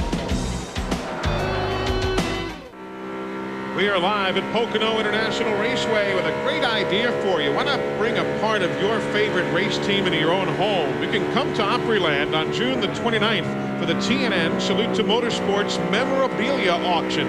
You can bid on everything, and they've got autographed racing tires all the way to crew uniforms, and the proceeds will go to the National Arthritis Foundation. For more information about the big auction, call 615-889-6611. That phone number available Monday through Friday, and you'll be able to get all the information. That's Bobby Hamilton in 14th. Todd Bodine 15th. Dale Earnhardt way back in 16th. Dale tried to stretch the fuel on that GM Goodwrench Chevy a little bit too far before, and that cost him time on the track as the fuel tank ran dry, and it took him a while to get to his pit stall. Boy, you run out here on this flat track, you just don't have the momentum built up. You have to slow down so much in the corners here that you can't hardly get back to the pit. So you can see what it did to track position for Earnhardt. He's 13 2/10 seconds behind the leader, Jeff Gordon, right now. Meanwhile, Ricky Rudd and Ward Burton battle for 6th and 7th as they close in on Steve Grissom's machine. Steve is in 30th spot, a lap down. And the green machine, the 75 of Morgan Shepherd, he's in that battle also. He's running 8th. They've made a change on that racing team for Morgan Shepherd. Jerry Kinnan took over as crew chief this week, replacing Troy Selberg. who is still with the organization. They're planning some expansion, and should he so choose, Troy can stay with Butch Mock Motorsports, but Jerry Kennan has taken over as the crew chief effective this week. Well, you could see Ricky Rudd's car take off towards the wall just a second ago and turn to one down here, and he was very lucky to catch it back. He's experiencing some handling trouble. You see him roll out of the throttle there. He lost 2 positions in that just one straightaway there. Good run for Morgan. Remember, Morgan started in 27th here today. You know, it seems the tougher the track, the better Morgan. He's a good chassis guy, and that kind of fits in. A track like this will fit into Morgan Shepherd's style. It's good to see that car, that Butch Mock Motorsports car, run well this week.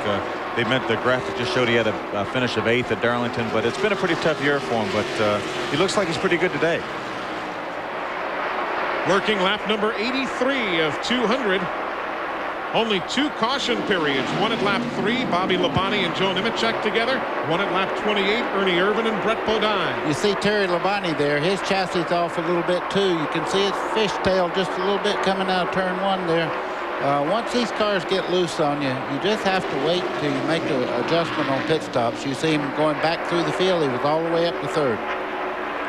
We saw 2 tires work for Hut Strickland and Mark Martin earlier. Now, Terry Labonte came in with his teammate Ken Schrader the same lap on lap 70. They both changed 2 tires. It doesn't seem to be working as well for Terry as it did for Mark and for Hut Strickland. Meanwhile, Jeff Gordon comes down the main straightaway as he comes toward. Is that a piece of plastic on the grill of that car again? Yeah, and we're getting reports that he is claiming that the car is starting to get hot. Look at that, right across the big old piece. You know, that put Terry Labonte out of the Daytona 500 leading, so hopefully it'll blow off or it won't run as hot to blow up the engine on Gordon's car. Water temperature in the vicinity of 205 degrees, we're being told now from the Jeff Gordon pit. What is critical in water temperature on a race car, buddy? Well, 205 is not critical. When it gets up around 215 to 220 and then gets over 225, then you're starting to get in trouble. We saw some of this at Dover a couple of weeks ago here on TNN. And there you see it. It's a clear piece of plastic, but you can clearly see it over the front grille there on the Monte Carlo. He's really about 20 laps from a scheduled pit stop, so he may have to, you know, if that water temperature gauge keeps climbing, he may have to short stop and pit early in order to get that thing cleaned off. Although you can do that here at Pocono and it not be disastrous because of how long it takes to run a lap here, darn close to a minute. But you just don't want to do it if you can avoid it, certainly. 85 laps on the board right now as Jeff Gordon shows the way. Mark Martin, Rusty Wallace, Derek Cope, Ward Burton there in the top 5. Robert Presley's in the top 10, running 9th right now as we are still midway at Pocono. Welcome back, everybody. Let's take a look at the Texaco point standings update brought to you by the Haviland Formula 3 motor oil, folks. They control volatility and fight vaporization. That's last year, 1995. You see where Jeff Gordon is, 106 points out of the lead in 3rd. This year, he's still in 3rd, but 182 points down at this very same time of the season. So that's an interesting comparison from 95 to 96. On the racetrack today, Jeff Gordon's lead is staying fairly stationary right now.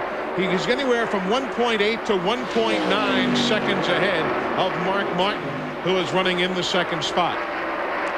And apparently no complaints. That piece of plastic is still there, but it's not costing him anything, at least for the moment. Eli, the great thing right now is he does not have a lot of traffic around him, so he's getting a lot of fresh air in the front of the car. But when he gets up behind a bunch of lap over cars, then he could have a problem. He doesn't stay behind them long, though, so good point. If you're curious about Derek Cope and Ward Burton, there they are, 4th and 5th spot right now, behind Mark Martin and Rusty Wallace, who are 2nd and 3rd. Meanwhile, if you're just tuning in, Hut Strickland led early today, led 19 laps, but unfortunately his car's being worked on in the garage, Glenn. And Hut has crawled out of the car, Eli. Hut, man, I hate to see you sitting here. You had a great race car, a transmission problem, and I want to know, you had a problem earlier on with the shifter ball. Was there a vibration in the transmission or something? No, I'm not really for sure. You know, we just about, I guess, on about the 2nd lap there, a shifter ball come off my hand, and I was trying to hold it down to try to, keep it on at least until we could get in and put another one on. But this wasn't meant to be, I guess. We had a bad day with the Circuit City Ford. We just had to come back next week. What have you guys done different that you're running so well? You had good run at Dover, good run here. The team looks to have really turned around. I tell you, I really don't know what we've done, Glenn. It's just a combination of everybody's, the chemistry's getting right every week, and it's getting better and better, and that's really the only way I can explain it. It's just, we're just going through a deal right now, somewhat of bad luck, but, it's just one of them things, I want to take this opportunity to wish all the dads out there, my dad, a happy Father's Day, and, just want to wish them well today. Well, I want to echo Hut's feeling or thoughts about Father's Day. And if my father's listening, Dad, will you send somebody to the Statesville Airport to pick me up tonight? Because I got to come home with Mike Walter. I guess Dale's plane is leaving early because Dale Jarrett is already out of the event with engine problems. There's second to third place. Mark Martin on the left of your screen and Rusty Wallace on the right. And he's really getting around here, Buddy Baker. Rusty Wallace is. As you can see across the tunnel turn there, he is really closing in on Mark. I think Mark is running a very conservative race right now. But Rusty Wallace, he never runs conservative. That's everything that car will do. He is not one to lay back. Rusty's only 3 seconds behind the leader. He's cut off a half-second in deficit over the last handful of laps. You know something? You talk about a deceptive season. Rusty Wallace is a classic example. He was up front at Atlanta, could have won. The motor blew. They led a lot of Bristol, then got caught by the rain. They were leading in North Wilkesboro with about a handful of laps to go. They had the accident on the back straightaway, and their day was done there. So in the box scores, it may not show all that well, but you got to go beyond the box score as Rusty now closes in on Mark Martin, who's just ahead of him. If you ever watch this guy in the garage area, he works on the race car like he has a fever almost. I've never seen a guy that really puts his heart and soul in everything. He and Robin Pemberton do a great job of working on his car. Look at him go past Mark Martin there. Mark just moved over and said, go at it. And Randy, he's won twice here also and could have won another time when he had an oil line get cut when a tire went down. So not a surprise, is it? No, it's definitely not a surprise. Eli, earlier this morning, they may have avoided their disaster for today already. Their car was the last one out on the starting grid. It seems as though they found a problem with the motor this morning. They had a cracked block. They decided to change it, did not get the car on the grid until 12:28. So maybe their bad luck is gone for the day. Glenn Jarrett? 22. Yeah, that's right, Glenn. 22 is Ward Burton, and he's got bad luck now that maybe Rusty has avoided, and caution is on the speedway. Ward Burton, who is running in 7th spot, has brought out the 3rd caution of the afternoon at lap number 94. Don't know if it's coming out of the pipes. Yeah, yesterday a few cars had valve problems where they dropped the valve because of the shifting that they do on this racetrack. A lot of times you run through the valve train. Of course, if you don't shift, you've got your engine up to 9,000 RPMs or darn close to it. So either way, you could find yourself in a world of hurt. Caution, 3rd time today as Jeff Gordon continues to lead Pocono. Today's exclusive TNN coverage of the UAW-GM Teamwork 500 presented by ProMotion Engine Treatment is brought to you by Napa Auto Parts. At Napa, we keep America running. And by Peerless Faucets. Get more out of your faucet than just water. Back with you here at Pocono International Raceway from high above this triangular layout. The aerial camera pictures from the folks at Duralube. We appreciate having them on board. Pit stops now taking place. Randy Pemberton is down there in Jeff Gordon's pit. No plastic on the grill. It must have come off before he got to pit road. Already around to the left side. This team is absolutely lightning for the DuPont crew. 4 tires. Derek Cope pits up the way. Rusty Wallace up in front of him, getting all the gas in for the 24 car down and away. Well, a quick stop there. Everybody on the lead lap is in, and there is still a passel full of cars. 30 of the starters remain on the lead lap. Ward Burton's team pushing the MB&A Pontiac to the garage area, apparently cooking an engine in that smoking incident that we showed you earlier. So Ward goes to the garage, joining Bobby Labonte, Ernie Irvin, Brett Bodine, Dale Jarrett, Kenny Wallace, and Hut Strickland. So the attrition list begins to build now. 7 teams in the garage. But our first team is still hard at work here at Pocono. Welcome back, everybody. We are 4 laps shy of halfway here at the UAW-GM Teamwork 500. And you know, these home-built chassis working well today for Derek Cope, working well for Rusty Wallace. That's the subject of today's Innovation in Motion, brought to you by Peerless Faucet. Get more out of your faucet than just water. Hendrick Motorsports and Richard Childress Racing are known for building their cars from the ground up. And this week here in Pocono, Bobby Allison Racing and Penske Racing are debuting their first in-house built cars. The car really isn't much different than anything that we run, you know, and the ground up thing is just something we're just trying to control the quality of the cars. Not that we had quality problems before, but you know, when you only build 1 or 2 new cars a year, when you're buying them, by the time you go a year down the road, a lot of things have changed. So, you know, this is just a better opportunity for us to keep a handle on it and, you know, really control our own destiny. We believe in lightweight cars, but still strong cars. So, and Steve moved around some points on the car, different geometry than what you can get there. You know, stuff you can do in-house now. You can move stuff without getting like factory cars from Hopkins or Laughlin. We appreciate Robin Pemberton and Jimmy Fennig with the update. The leader is Mark Martin. Ward Burton's in the garage area. Randy? Ward, tough break. What happened to the motor? I think we burned a piston. It's a shame. I tell you, all the MBNA guys have done a good job this weekend and started to turn things around a little bit. We've been qualifying better, been racing a little bit better. And this car was faster than the leader when we fell out. You know, who knows what you'd been in a race, but we know we had a good car, so we got a good car to come back here with.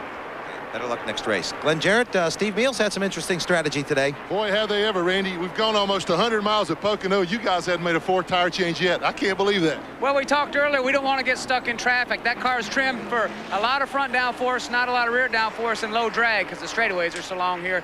When the racetrack gets slick, our front tires still work, well, maybe the other guys don't. We're just intent on not getting them messed up with traffic, and if we can keep them out front or toward the front where the line's lined up, you know, rather than side-by-side racing 8th, 9th, and 10th, we'll be in good shape. But those other guys are behind us on 4 tires. They're going to beat us here for a little bit, but we're still going to stick to our plan. How much difference is there in the lap time, Steve, between the 2 tires and 4 tires? Now, this tire is just incredible. We came up here 2 weeks ago and tested. We'd run 55, 60 laps. The 60th lap would be as fast as the 5th lap. So Goodyear's done a great job with this tire. It'll run forever until it's worn out. It doesn't give up, and they're nowhere near worn out either. So we're real happy to just put 2 and 2. Well, they changed the right sides that time. They're planning on, if they have to make another, well, on the next stop, be it green or yellow, it'll only be left side tires. I've seen them change it. Only right sides many times, but wow, I tell you, when they can get by with a no right side change on any stop, green or yellow, that is pretty impressive. And they learned a lot. They tested here for a couple of days, a week and a half ago. So, you know, they know they're just not shooting in the dark here. They tested and knew what to expect. If you're keeping stats with us at home, of course, Jeff Gordon led laps 71 through 95. During the sequencing of pit stops, Ricky Craven led for 1 lap. He led lap 96. And then Mark Martin took over the lead at lap number 97. So Ricky Craven picks up 5 bonus points here today as well. Green flag from Doyle Ford. We're back at it. 1 lap shy of halfway. $10,000 from Gatorade, the front runner award on the line. Here this afternoon for the driver leading at halfway. Who's it going to be? Jeff Gordon, Mark Martin, Rusty, Derek Cope. There goes Derek Cope. Oh, and problems in turn number 1. Lake Speed in the wall with Ricky Craven. Lake Speed and Ricky Craven in the wall. They were running right now in 26th and 27th position near the end of the cars on the lead lap. So caution on the speedway as Lake Speed and the man who we told you had just led a lap, Ricky Craven, crash in turn number 1 on lap number 99. Boy, that's too bad. Ricky qualified 4th, had himself a good run, dropped back, came back, led a lap, and ends up in the wall with Lake. And there you see second place to the stripe. Jeff Gordon will hold off Rusty Wallace and Morgan Shepherd. Oh man, Span in the wall. Lake's got some pretty significant damage, but it looked like Ricky Craven got away fairly quickly, so he may not have a whole lot of damage. I see him coming around turn 3 now with the car smoking, but we'll have to look at it. But Lake's got some pretty significant damage here. You can see him moving around in the car, though. He doesn't have the window net down yet, but you can see his head moving around. Here's a look again at what happened. Up into the wall go Lake and then Ricky Craven spinning. Hard on the brakes on the low side of the track. You saw Johnny Benson, that yellow Pennzoil Pontiac. The smoke there was just from the brakes being stomped on. Randy, right side damage, if at all, it looks like. Yeah, they had the right front tire down, and the Panhard bar may be bent as well, as what they were saying. They're going to go ahead and change the right side tires, try and pull the fenders out. They got 7 guys working over on the wall. Right sides are done. Going to go ahead and come around, change lefts, not to lose a lap if they can help it. And then they'll probably pull Ricky back in next time by. So we are here at Pocono International Raceway. The crew checking, waiting to see if they can do the work on that machine. It's kind of a high-speed ballet for a NASCAR pit crew. We had a bit of a different dance here on the main straightaway earlier this morning as the David Blight School of Dance from Wilkes-Barre, Pennsylvania demonstrated a number of country dances. The line dancers are on hand, entertaining the crowd here prior to today's race. While you're enjoying our telecast here on TNN this afternoon, you might want to fire up the laptop or your computer at home and sign on to that address you see on the screen, www.nascar.com. That is the home address for NASCAR Online. They are here feeding all sorts of information, the scoring updates as the race happens. It is, as we like to call it, your 24-hour NASCAR Garage Pass. It is NASCAR Online at that address. Hope you can take advantage of it. Hard-working staff giving you some really fine information. Lake Speed's out of his car. Ricky Craven is in the garage area. That is Kenny Schrader, who is right now running in 13th position, but he's a multifaceted man. He is a part owner and a promoter of a racetrack, has a number of different drivers running for him. Kenny Schrader, more than just a single-car driver. It's been 5 years since last Ken Schrader went to victory lane in a Winston Cup car. But otherwise, Ken Schrader is a victory lane regular. From sprints to midgets, to stock cars and the NASCAR Craftsman Truck Series, even down to promoting races themselves, Ken Schrader is what they call a racing lifer. I like driving, for sure.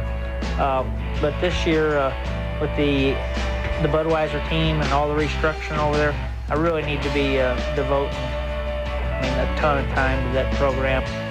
Ken Schrader realizes that he is a true racing superstar, but at the same time, for proteges like Andy Hillenberg and others, Ken Schrader is a very approachable racing superstar, always willing to lend a helping hand.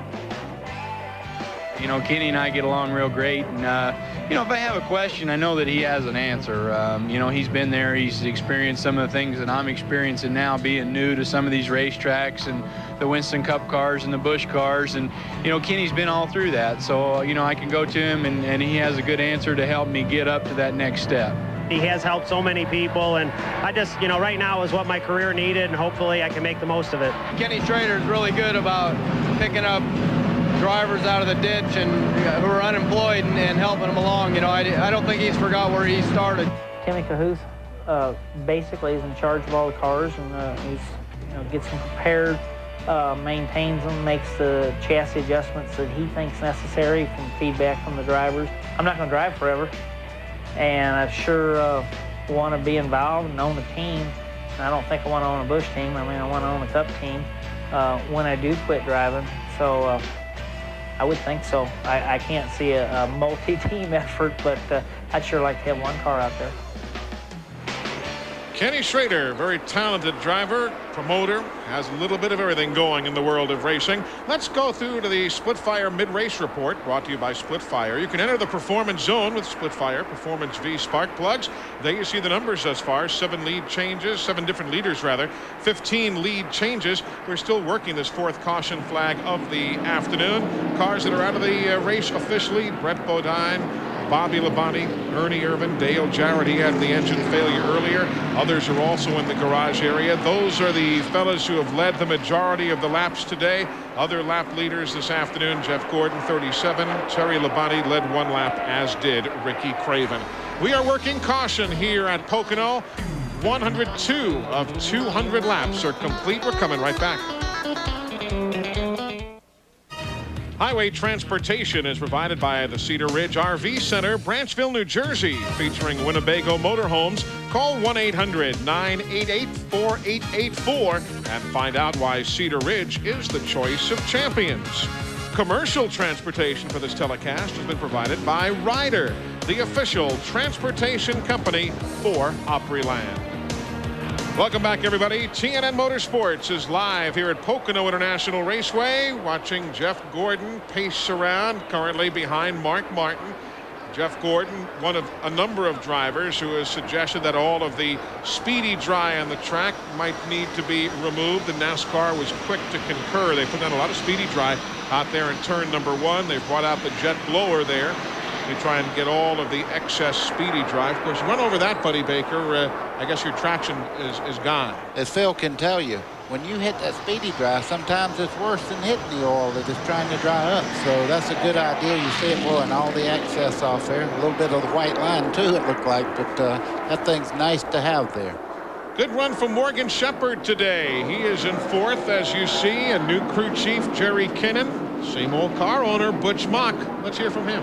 Butch, you haven't had a lot to smile about this year. You started in another time zone today, but now you're 4th. You're having a heck of a day. What's the turnaround? Well, the guys are doing a good job on the Remington Ford. You know, Jerry's coming here, and these guys are really pumped up. Morgan's driving a good race today, and you know, I felt had a pretty good car sometimes all year, but things hadn't worked out for us. But these guys have knocked out some pit stops today. He's kept them right up there, and I'm real proud of these guys today. Butch, this sport is as much psychological as anything, and I know a lot of people wouldn't believe that, but I think it's so. Well, you know, I think the people in the sport know that. You know, all it takes is 2 or 3 good runs in a row, and you're right on a roll, and hopefully it's the beginning of a roll for us. And, you know, these guys are working real hard, and I'm real proud of them. Need to finish today. Yeah, we're trying. Felt for you there last week, Phil Parsons. We were watching you in the Channel Lock car running there at South Boston, and man, I felt for you. It was one of those days, wasn't it? I'm still dizzy over that day. You know, I spent more times backwards than I did forwards, it seems like.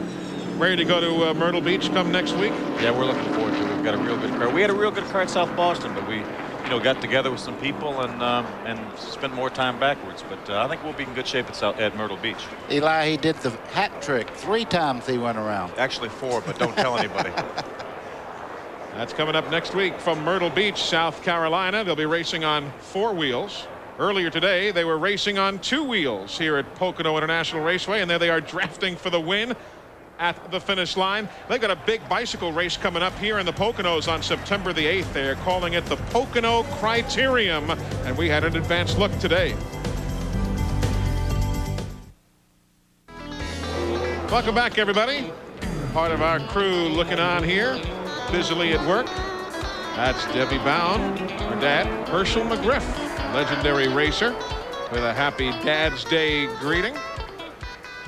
We are live here at Pocono. The field's gotten the 1 to go signal, and interestingly, remember, the leaders pitted at lap 95. Some of the teams just came in to top off the fuel tank, like Bobby Hamilton, Kyle Petty, Loy Allen was in, Randy McDonald. Glenn, some interesting strategy. Extra 10 laps. Who knows if it'll play out later. Absolutely, and you can see Richard Childress and crew chief David Smith for Dale Earnhardt talking about just that right now, wondering if they should have maybe come in. Let's ask David. You guys looking over pits or fuel strategy, David? Yeah, we're just making sure we're on the right page here on this fuel stop deal. The first one the second stop we ran out, so we weren't getting quite as good as gas mileage as what we figured it would be. So we're just going to make sure that we stretch it a little bit, an extra lap or 2 this time to put us in the right window for the last 2 stops. So you make a couple adjustments on the car. Is it any better? Yeah, we tightened it up a little bit. We went too tight, so now we backed off that a little bit. So I think we'll be back in good shape. Well, as you can see, it's a never-ending battle. It is. You got to be a scientist, an engineer, a little bit of everything wrapped up into one to make sure these teams get to where they want to, and that is victory lane. Mark Martin is the race leader. It's a good thing for him. He's not had a good run here in the last couple of weeks. He finished 40th there at Dover with the early problems. He lost 5 positions in the points. Remember, he dropped from 8th to 13th after the win, after the problem there. But think of this: of all the active drivers today, Mark Martin has the best average finish here at Pocono in 18 races. That's a bit over 10th spot overall. So he knows where he is right now up front as we get the restart. There goes Morgan cutting to the inside. Rusty cuts to the inside. Whoa. Hello. Mark Martin, we ride with him. Look at this mess coming off the corner there. Little give and take, though. A little give and take. And, Phil, that's what you were talking about earlier in the day. You have to do it, Eli. You know, we're just barely over halfway. So, you know, these guys know that we've got another 90-some laps to go. See Rusty Wallace moving into second there across the turn tunnel. That car is really working well. You see him turn in the corner there. Easy enough for me to say, Eli. Yeah, well, nice to see you got those new teeth for Father's Day. Man, thank you. By the way, we have not yet given away the $10,000 from Gatorade because you don't give that money away at halfway if you're under caution. So you're looking now at 4 more laps to pick up the money for the halfway leader. Look at everybody back in the pack. Some of those guys on the lead lap, some aren't. All looking for running room. There's Steve Grissom all the way to the inside in the Cartoon Network car, number 29.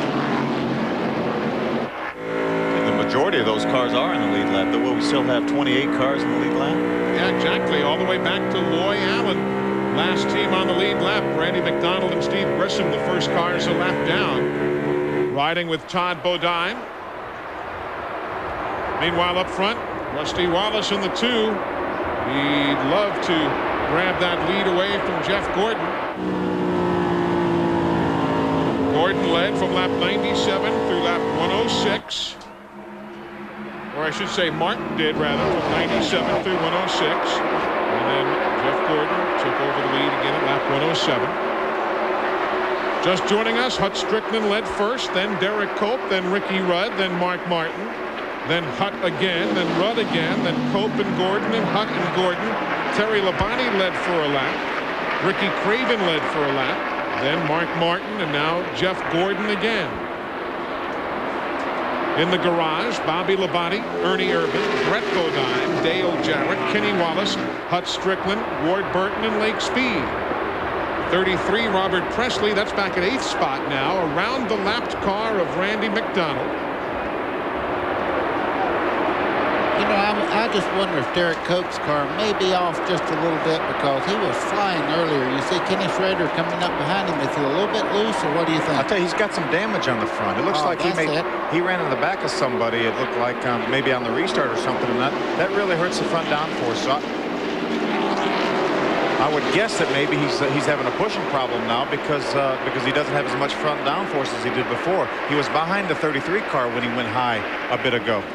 You see your Napa Field standing update on the top of the screen. The folks at Napa Auto Parts, we keep America running, and they keep our rundowns running in your direction. Randy Pemberton, give us a little bit more info there on Derek Cope. He's tucked in behind Schrader. What's the big story? Man, that is heavy damage. And I'll tell you what, he's not going to be able to go out there and run a full green flag stop like that. Although, wow, he still keeps the car on the bottom. It's handling well. What he's saying is he did get into the 33 on the restart. So that's the problem, but boy, they got some work to do on the next pit stop. Let's see if we can get another look at it possibly here, buddy. Eli, with problems on the nose like that, you need to stay right tucked up under somebody. Let's look at this as they go in the corner here. We're looking for the 12 and the 33. And see what happened. Presley had to check up when Rudd went in front of him. And Derek, I guess, couldn't slow down in time, huh? I'll tell you, you go down in that corner, Eli, as hard as you can go down in the corner. So if something happens in front of you, you can't slow down anymore because you're standing on the brakes with both hands. And there's the battle for the lead right now, coming to the halfway money. They're coming to $10,000, and the crowd just standing and hooting and hollering Rusty Wallace. I think this is a situation that Jeff Gordon, if he can finish second on this lap, he's still going to get the money because Rusty Wallace is not eligible. Is that right? Exactly right. You have to be doing 3 things to be eligible for the money. You've got to lead at halfway. You've got to have the Gatorade sticker on the car. You've got to have Gatorade identification in your pit area. And Rusty Wallace, though he will lead the race at the payout lap, the money will go to the teams behind him, in this case, Jeff Gordon, because Rusty Wallace was not participating in that Gatorade halfway program. Good scramble now for third. Here comes old Morgan Shepherd, and look at Jeff Bodine. We've not talked much about the QVC Ford today. Great run for Jeff Bodine. I think this is probably his best race all year long, and you can see the car is really quick down the straightaway as Rudd makes a move on the inside. Went right by Mark Martin there. And no question, this is the best run of the year for Jeff Bodine. What did he lead? 10 laps at Richmond, and that's been it. Dale Earnhardt right there in the mix now. Ricky's caught on the outside there. You see Earnhardt on the inside, but the drafting went to the outside, and you can see Bodine went right in front of Ricky. He'd rather race to the Ford right now than he had Earnhardt, I would imagine.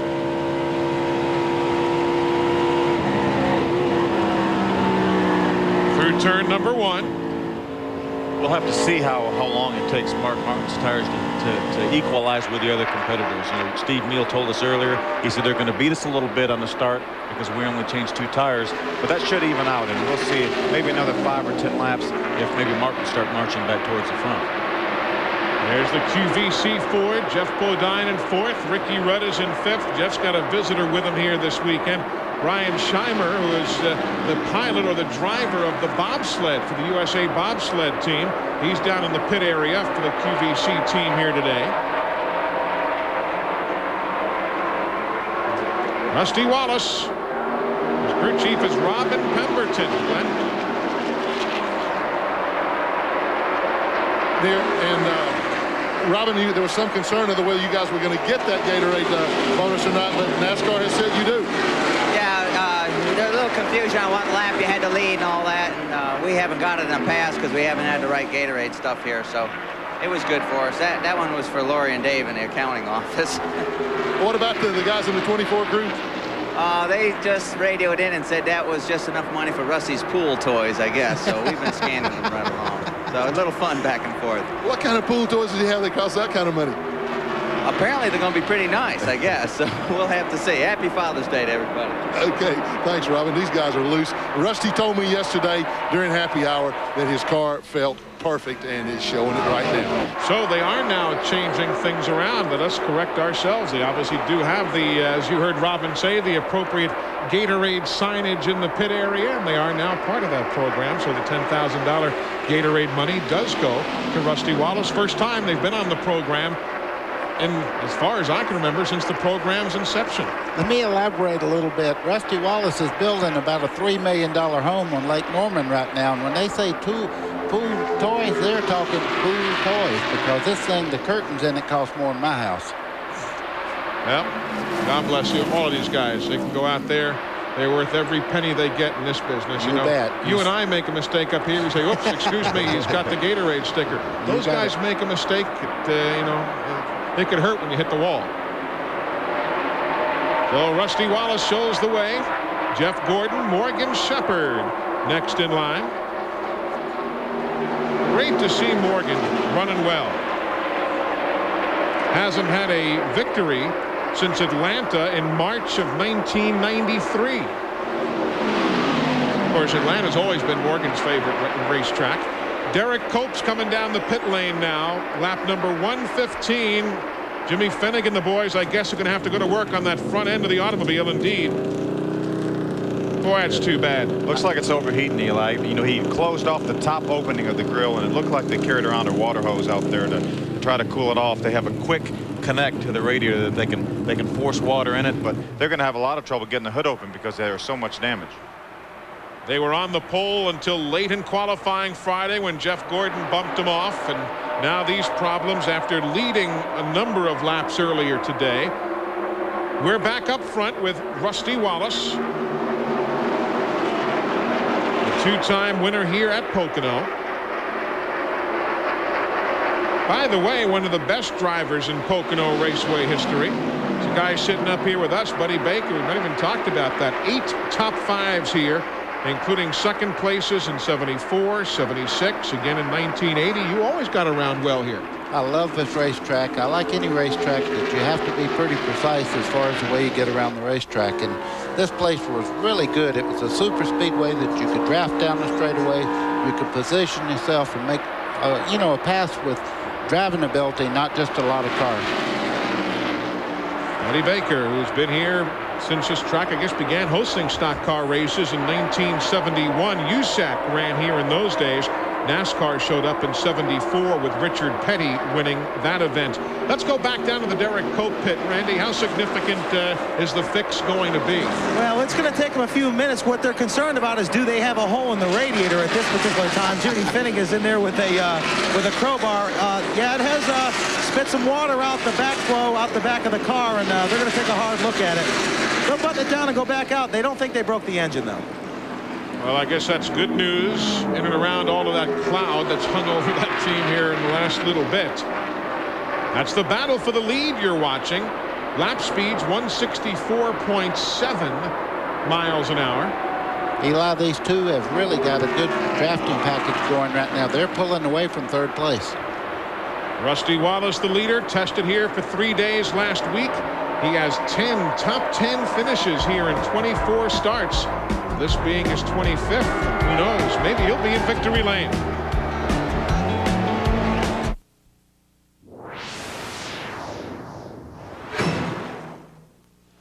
In the beautiful Pocono Mountains of Pennsylvania, it is beautiful right now for Rusty Wallace in the number 2 machine, leading Jeff Gordon in the 24. Remember, Rusty was leading here last July, folks. Remember that. And then he had to pit. Remember, 15 laps to go. He led 74 of the 200 laps that day and didn't come away with the W. But right now, things are going quite nicely. We've got Jeff Bodine behind them. He got around Morgan Shepherd moments ago. And there's 10th, 11th, and 12th. Michael Waltrip, Jimmy Spencer, Rick Mast's Pontiac. That's 10th, 11th, and 12th. We've got to give a call to Michael Waltrip. We really haven't talked much about him, but he's been good. He's been around the top 10, and now he's solidly in the top 10. And remember, he had his best career finish ever here. He came home second in 1988. Well, you know, the Wood brothers have always had a good car here. David Pearson won several times for him. Neil Bonnet. This car runs well here. Right, the Wood brothers have had poles here. A couple of race victories. We're at lap number 121 right now. The first two now, a second of an advantage on third place, while we watch Michael Waltrip in that battle for 10th, 11th, and 12th. Wallace and Gordon are a second ahead of Jeff Bodine at third spot.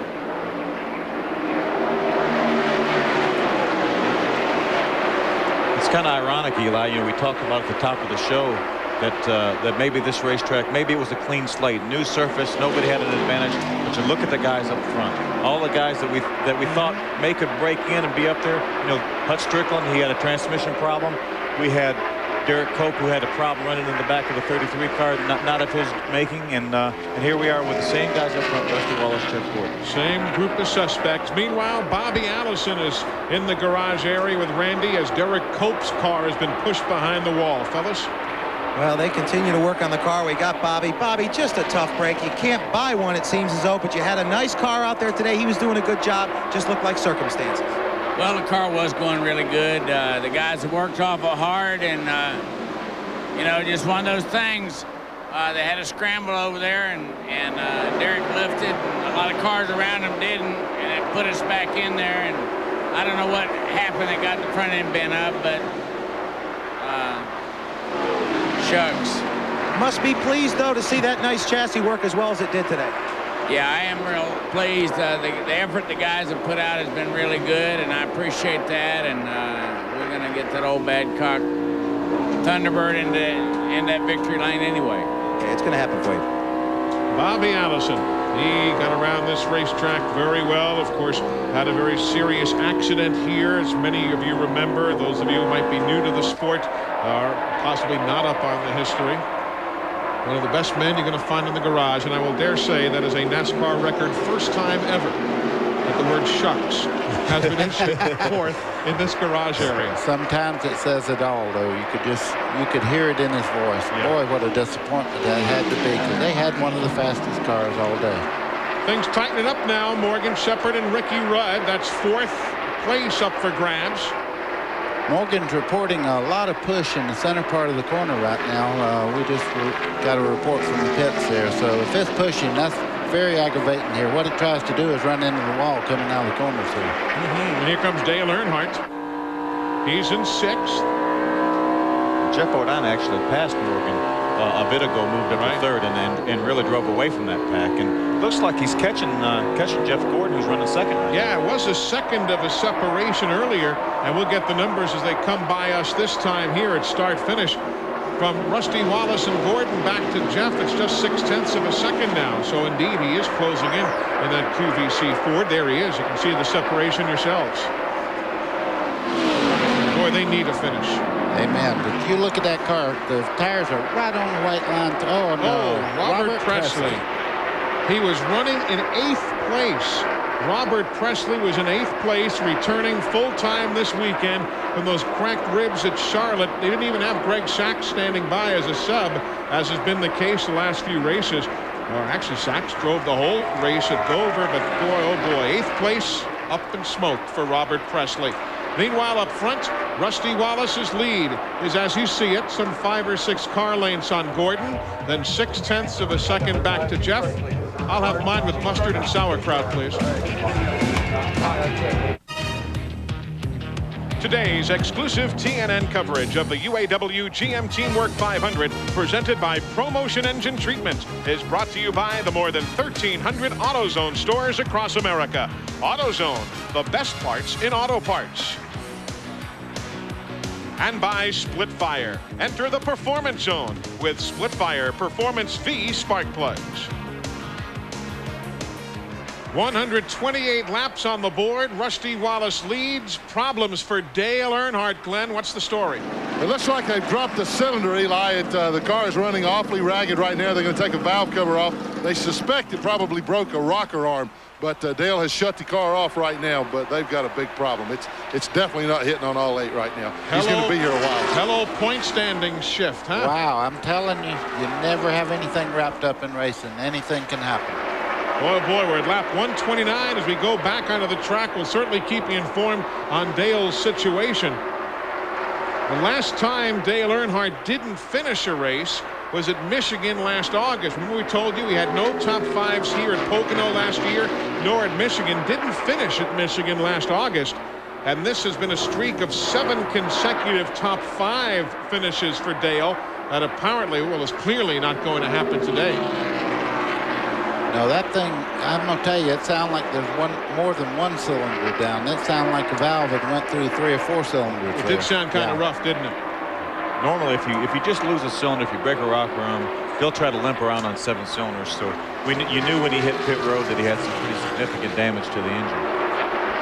That's first, second, and third on your screen. Well, Bodine has moved right in on the back of Gordon there. He's having a great day today. The third car there in the shot is Bodine, and he is running a super race, getting off the corner very well as you see him going down a Long Pond straightaway, heading towards the tunnel turn. You know, Jeff has led the most laps at Pocono all time. A lot of folks don't realize that. 786 laps Jeff Bodine has led in the 28 races here prior to today. A lot of folks might have picked Richard Petty or somebody. That's a lot of laps at Pocono. It really is, around 2.5 miles. Let's go down to Randy for an update. Well, we just got word. They're discussing it. Rusty Wallace and Robin Pemberton discussing when the pit, and they're going to come this time. Rusty peels off down pit road and be heading up towards Glenn Jarrett momentarily. They're looking for 4 tires. Jeff Gordon was talking to his crew saying, I can't run quite as quick as Rusty right now. I can run behind him because I can suck along in the draft, but Rusty is better than I am right now as he hits pit road and in his stall. Glenn? All right, I'm here. And they go around to the right side. They've been changing 4 tires nearly every time, so they're around to the right side with tire change right now. They're waiting with the left side tires, so there'll definitely be 4 tires. Looks like a good stop. I didn't get a chance to get the stopwatch on it. Got here a little late, but boy, they're working fast, as this crew always does. And they're done. Left front took a little longer. 20.1 seconds. That's a great stop under green. It is a good stop. Of course, it does hand the lead back to Jeff Gordon, as you see at the top of the screen. So Rusty will lead from lap 111 through 130. Jeff Gordon takes over the lead at lap 131, moving Jeff Bodine up into second, Ricky Rudd to third, Morgan Shepherd to fourth, and Mark Martin now in fifth.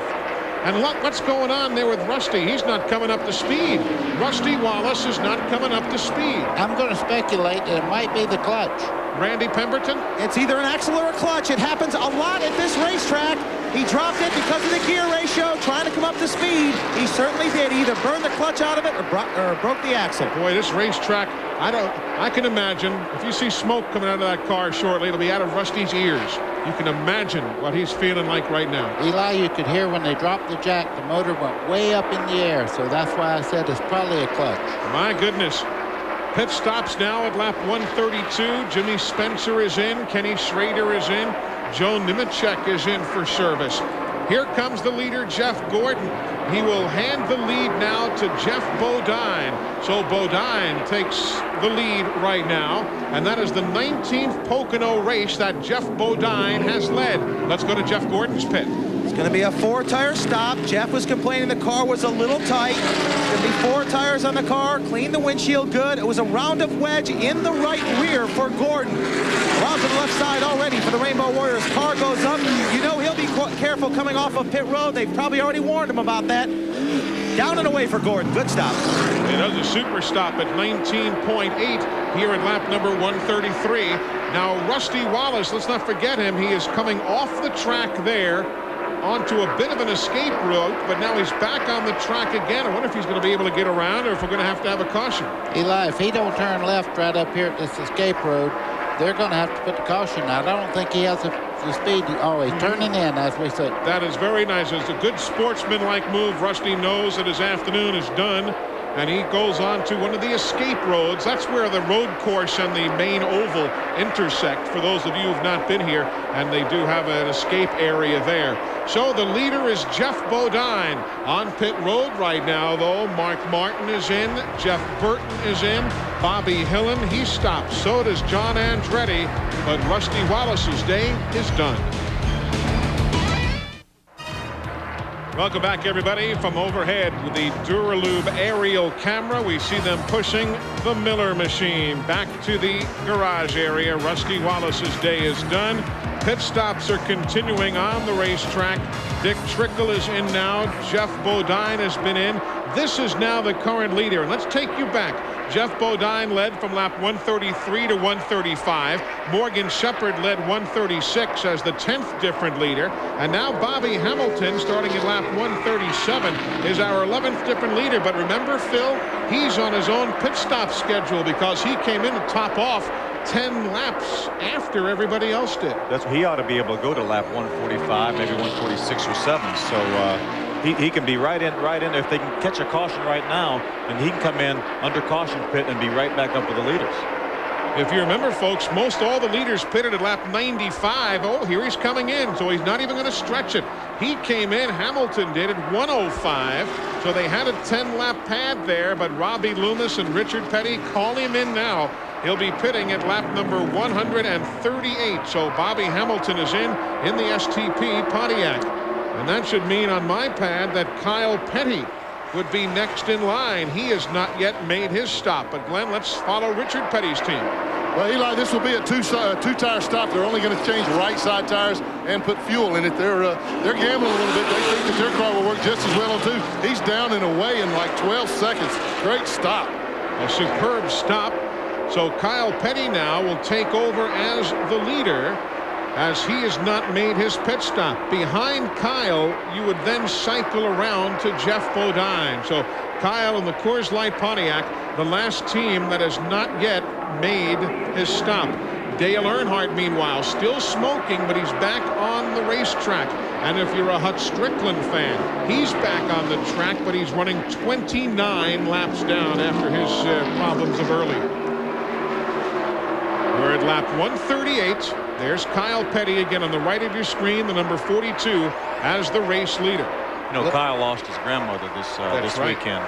Kyle and Richard both went home. It was Kyle's mother, Linda's mother, and both Richard and Kyle went home. They were not here yesterday. They went home for the funeral. So our condolences to the Petty family and the Owens family. Certainly, Helen Case Owens passed away on Thursday at the age of 79, and everybody here in the garage extending their condolences to the family. Indeed. Look at the 12 car back out there. The Badcock car of Derek Cope has made its way back on the racetrack again. And here comes Kyle after leading only the second race this year. He led at Martinsville for some 67 laps until he had problems with the brakes. And now Billy Woodruff and the fellas will be servicing the machine at lap number 139. So Kyle Petty is in at lap 139, and that will circle ourselves back around on the leaderboard to Jeff Bodine, then Jeff Gordon, followed by Rudd, Martin, Labonte, and all the rest. Good quick stop for Kyle's bunch. Yeah, he took on 2 tires in about 13 and a half seconds. So we're back to the leader now, Jeff Bodine. After the cycle of pit stops, Jeff emerged as the leader once again. A 2-tire change, though, for Bodine, and we do know that 24 car of Jeff Gordon took on 4, so we'll see what the advantage is of new tires over 2-tire change. I can tell you on the stopwatch, Gordon is 0.3 of a second per lap faster right now. Jeff Bodine on lap 137 was up by 1.6. Now it's to 1.3. So that's a fairly significant difference, obviously, but you got to roll the dice and play him. So Jeff Gordon is not that far behind. There you can see him right there at the top of the screen. He's not that far behind Jeff Bodine, and he's got the advantage of having 4 new tires. Just 1.1 seconds now, the differential from first to second. Good to see Jeff Bodine leading, though. That team has needed the shot in the arm. Well, you know, the quality of the driver is good. The race team is good. They just had a bad season, and that happens to most every race team. A couple of years back, Earnhardt had the same type of year. It just looked like nothing would work for him. Dale Earnhardt's back on pit road now. Lap 141. We showed you his stop earlier, and now he is back in again. And the fans' reaction you can hear clearly. He is back in 28th position. Earnhardt is already 6 laps down, and the fellas are going to go to work again. And he came down the pit lane too quickly. You can see a NASCAR official already in front of the car. When all of the work is done, they will hold him for the 15-second penalty for excessive speed on the pit lane. Meanwhile, back up front, Jeff Bodine, the leader. Jeff Gordon trying to close in, but for the moment, he is staying just about a second and a 10th behind the leader as we work lap 142 of 200. Today's exclusive TNN coverage of the UAW-GM Teamwork 500, presented by ProMotion Engine Treatment, is brought to you by Napa Auto Parts. At Napa, we keep America running. And by Peerless Faucets. Get more out of your faucet than just water. Welcome back. You're just in time for a battle for the lead here at Pocono International Raceway as Jeff Gordon has caught Jeff Bodine. Lap 145 on the board right now. Working towards 200. That makes up the 500-mile distance today. See Jeff looking on the inside with just 2-tire change there. If you see the 7 cars starting to work out now, Gordon's looking to the outside trying to pass as they come off the corner. Bodine shuts the door. How much, Phil, is Jeff looking forward, Jeff Bodine, and how much now is he looking in the rearview mirror? He's looking forward about 10% of the time and looking behind him about 90% of the time. And I'm not really exaggerating that much. He's keeping his eye exactly on where Jeff Gordon is. Meanwhile, Rusty Wallace in the garage area after his problems of earlier. Randy? Crew working on the car. Rusty's sitting over here. Rusty, it's either feast or famine with you. Too much famine. There is way too much famine lately. I tell you, this we had a great race going on. The car just literally hauled the mail today. It was running great, handling great. It's a brand new car we call a PC1 that the guys back at the shop built, and I'm real proud of it because the car was just lightning fast today. But, you know, we pull a really super high first gear to try to get out of the pits. I mean, to try to use it for restarts. And when you got to get out of the pits, too, sometimes it's just too high first gear is. And, you know, we've been running the same transmission for about 3 or 4 years, the same ratios. And I knew it was going to bite us one of these days because it was just too high, and it finally happened. So we're out of the race, but the motor was strong. We had to change an engine this morning. We blew a motor after qualifying. We had to change an engine, find a cracked block this morning. Put this backup engine in, it really thundered. It run perfect. I guess the good thing is knowing that you're going to go to Michigan and go to Indianapolis with a good, strong engine, and that makes me feel good, and a new hot rod car. So I'll take this car and this engine combination, MIS, and should run good. Rusty Wallace, disappointing day for them. Of course, the car PC1, that is Penske Chassis 1. This is that brand new home-built chassis that we've talked about earlier, hence the numbering system as opposed to the PRs that they used to call them for Penske Racing. PC is the new designation for the Penske chassis. You know, you're watching Bodine there, taking every advantage he can, getting in the corner. Like you say, Phil, he's looking in the mirror, but right now, every lap he can keep Jeff Gordon behind him, the more equal the tires will become, because Jeff Gordon is now wearing the new out of this tire. So he's really doing a great job of holding Jeff Gordon off. We saw Jeff Gordon catch Jeff Bodine. He was about a second and a half behind. We saw him catch him in a matter of 3 or 4 laps. But now once he's caught him, now getting by him's not quite as easy as as you would think. Randy could add to that same line of thinking. Randy? Well, even though these tires are good, and you can go out there and run on 2 tires after a pit stop. Ray Evernham was telling Jeff, just wait for a while, wait for his tires to start going away on him, and just sit there and ride. And as soon as you think they're starting to go, then go ahead and take them. You know, one of the interesting things today, Randy and fellas, 12 different leaders today, but only 4 of those 12 are guys who are in the top 10 in NASCAR Winston Cup points. I mean, you got names like Hut Strickland, who led, Derek Pope, who led earlier today. Ricky Craven, of course, he was in the top 10 before the month of May and has backslid. Morgan Shepherd, Bobby Hamilton, Kyle Petty, and so on. So a lot of the leaders today are names that have not led. Jeff Bodine hasn't led but 2 races all season. Jeff Bodine shows the way. Jeff Gordon second. Dale Earnhardt fans, you can put your pencils away for the day. They are taking that car to the garage. He will complete 135 laps. And right now, that will mean he'll finish no better than 29th, depending if Rusty Wallace can come back. You've also got Hut Strickland out there. It could bypass him, but no better than 29th for Dale Earnhardt as the battle for the lead heats up again. Either the tires are going away for Bodine, or Jeff says to Ray Evernham, I'm going anyway. That's right, Eli. I just figured it out. Right now, Jeff Bodine has about 140 miles on his left side tires. So, and Jeff Gordon has about 30 or something like that. So it's just a matter of Jeff Gordon was patient.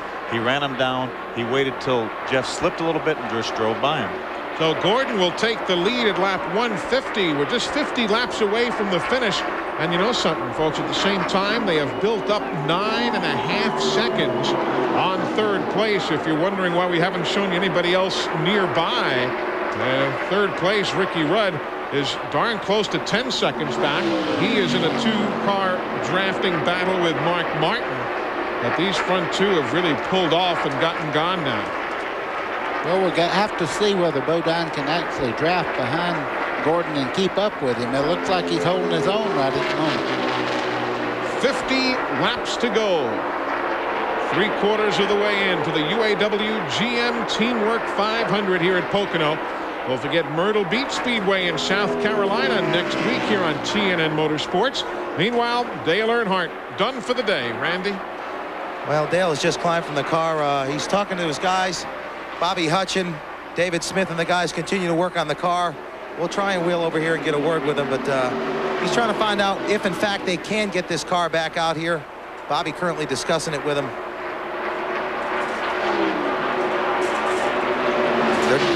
We'll come back in a second. We will do that. Bobby Hutchins there with the beard left of your screen. Co-crew chief with David Smith on that team. And sometimes you need to know when to approach and when not to. And that was a smart move. A little extra breathing time there, Randy. Well, you got to give it to him, and it's courtesy to talk to us anyway. Dale, 7 straight top 5s, not today. What happened? Broke a valve, I think. It's not on the top end. The valve springs and all are okay, and I think he just dropped the valve down on his piston and messed it up. And as long as it was riding, it would go, but NASCAR said we had to pick it up, and I couldn't pick it up. It was running too bad, so we came down pit road to see if we could do anything to it, and it locked up. So I feel like it dropped on down there and locked the piston up. So I doubt there's anything we do. Pull some heads off and look at it, but I doubt they can fix it. Look forward to Michigan for us? Hopefully. I'm going to test Indy tomorrow. Get ready for there. Okay, defending champ of Indy. Yeah, a number of teams heading to the Indianapolis Motor Speedway. That's 5th and 6th place right now. Morgan Shepherd ahead of Terry Labonte. It sounds like you missed a gear there, Alfie. That sounds like puberty is kicking in, isn't it? It is a scary feeling, I promise you that. Here's Terry Labonte now trying to battle Morgan Shepherd for 5th. Well, you could see that Morgan is pushing there. What happened there, he pushed out and Terry Labonte just drove right up under him coming off the corner. I went into overdrive is what it was. That's what it was. 48 laps to go. Jeff Gordon and Jeff Bodine are first and second with a big lead on the rest of the field. Stay with us. We're back to Pocono in just a moment. Hope you can join us next Saturday.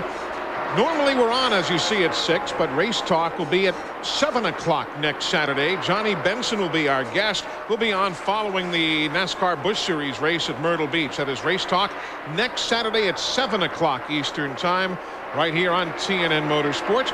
We've not talked much about Jeremy Mayfield and Todd Bodine, and they've got a good battle going right now. There you see the separation between those two in 11th and 12th, and right behind them there on the right of the screen, good run for Bobby Hillen from Midland, Texas. He's on the lead lap in 13th spot in the Jasper Racing team entry here today. Been a good scramble. It has. I'll tell you, all three of those cars have run a steady race. You know, we've run a lot of green flag racing, and they've stayed right in contention. So they're having a good day, and we haven't talked much about them, but they sure are deserving. They really are deserving. Jeremy Mayfield's first and only top 10 finish last year was 8th here at Pocono. Of course, this year he's already finished 4th at Martinsville, 5th at Atlanta. So again, another classic example of to take a guy from Goodlettsville, Tennessee, give him track time. If he's any good, he's going to learn, and he is. He has really done a good job this year. Early in the year, you know, he had those runs, as you mentioned, at Martinsville and Atlanta. And they hit a bit of a slump here lately, but he's having a good effort today. And Bobby Hillen, got a good look at him as we ride with Todd Bodine, subbing for Bill Elliott. Bill was with us on the telecast earlier. If you missed it, he joined us on the phone from Blairsville, Georgia. Look forward to seeing Bill at the racetrack soon. Rehab's coming along, but well, you could tell in his voice he wanted to be here. Yeah, you could tell he was ready to get back in this 94 and get after it there, and you can just you can tell how good somebody feels by the way. Watch him shift here down the front straightaway. Boy, oh boy. Yeah, we've talked about that today. We've talked about the people shifting. Let's see if we can stay on it now and watch him downshift. See if he downshifts going in the corner or about the time he gets back in the throttle. There he goes. Right about the time he gets back in the throttle, he grabs 3rd gear. Now he'll probably run 3rd gear all the way back around till he gets to the start-finish line. You can see he rolled off into the corner. In the center part of the corner where the car settles down is where he made his shift. You don't want to shift going into the corner because that gets the rear wheels to hopping sometimes. At that point, I've got both my feet and hands and everything else on the brakes trying to get stopped. I don't have an extra hand. I was going to say, I followed you into that corner before, and you're right. I'll tell you, in tight traffic, that can get awfully busy. Let's see what he does. He's in turn 3 now. This is that flat corner. Still up in 3rd gear. You see the shift knob, the white shift knob there. That's the thing that Hut Strickland had lost early in the race. He grabs 4th gear right at the start-finish line and then on down towards turn 1. That is a ride around the 2.5-mile Pocono International Raceway with Todd Bodine. We're back here in 5 weeks again. The NASCAR Winston Cup Series is. I had a quick look. Joe Mattioli was showing me a great-looking commemorative ticket that they've got with Richard Petty on it for the next return here. Their pole day ticket is going to be honoring Richard Petty and STP and all of their 25 years together. Great look. It's nice to see the Mattiolis. They're good folks here, and they really take to the drivers, and in particular, the fellas who've been around a while. Bobby Allison is a favorite, and Richard now being honored with this commemorative ticket that they'll have for pole day here in July. It's nice to see. It's good to see, and it's also good to see this great surface here because Richard Petty used to knock all our windshields out. He never used the pavement getting into turn 3 over there. And, boy, I mean, he knocked him. He just drove very hard, but he kept the left front in the dirt, and he'd throw rocks right back on you. That's 11th place we're looking at now. Todd Bodine makes the move around Jeremy Mayfield. So Todd's in 11th. Used the wide side of the track. Jeremy now in 12th, and here comes Darrell Waltrip. Little smoke from behind the Parts America Chevrolet. We've not talked much about DW. He's in 21st right now, still on the lead lap. Up in turn 3, you can see a big plume of smoke there going under the hood. Look at the smoke coming out now. Now you see it. And there looks like they're cutting off the engine, Randy, huh? Yeah, you guys got it. He blew it up. That's all for Darrell today, I think. Boy. Darrell Waltrip's had himself a handful, and he was excited about this weekend. He likes Pocono. He's run well here, but he was back, as we say, in 21st position, though on the lead lap, but apparently his day is done. Eli, we had a report that he dropped the valve. That's very common today with the shifting and all that you have to do here. It's incredible the abuse an engine takes at a racetrack like Pocono with the shifting. You turn about 86, 8,800 RPMs on each of the 3 straightaways, and it's just incredible that these engines that all of them don't blow up.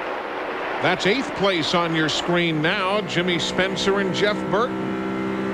Jimmy, the pride of Berwick, Pennsylvania, right up there along with the Berwick Bulldogs football team, that great high school team that is seemingly perennially #1 in America. Well, they're good. That right side of that windshield's pretty bad. It is, but right now we continue. Green flag racing, just 39 laps to go. We're nearing the finish as Jeff Gordon still leads.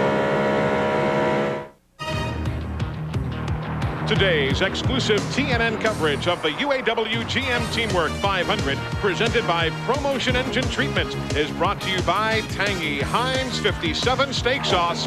Let's eat. The folks at Duralube with that beautiful look at how this Pocono Raceway just sits among the plush greenery of the Pocono Mountains of Pennsylvania. Really is a great setting here. Jeff Gordon has led 57 laps today. That is the most of anyone this afternoon. And remember, if you're just joining us, Dale Earnhardt has dropped out already with engine failure. If the race ended right now, that's how the points would look. And obviously, we've still got 34 or so laps to go. But if the race ended at this very moment, that would be the spread. So the big lead for Dale Earnhardt would dwindle to just 49 over Terry Labonte. Now let's talk pit strategy, guys. Randy, you're patrolling the pit lane with Glenn.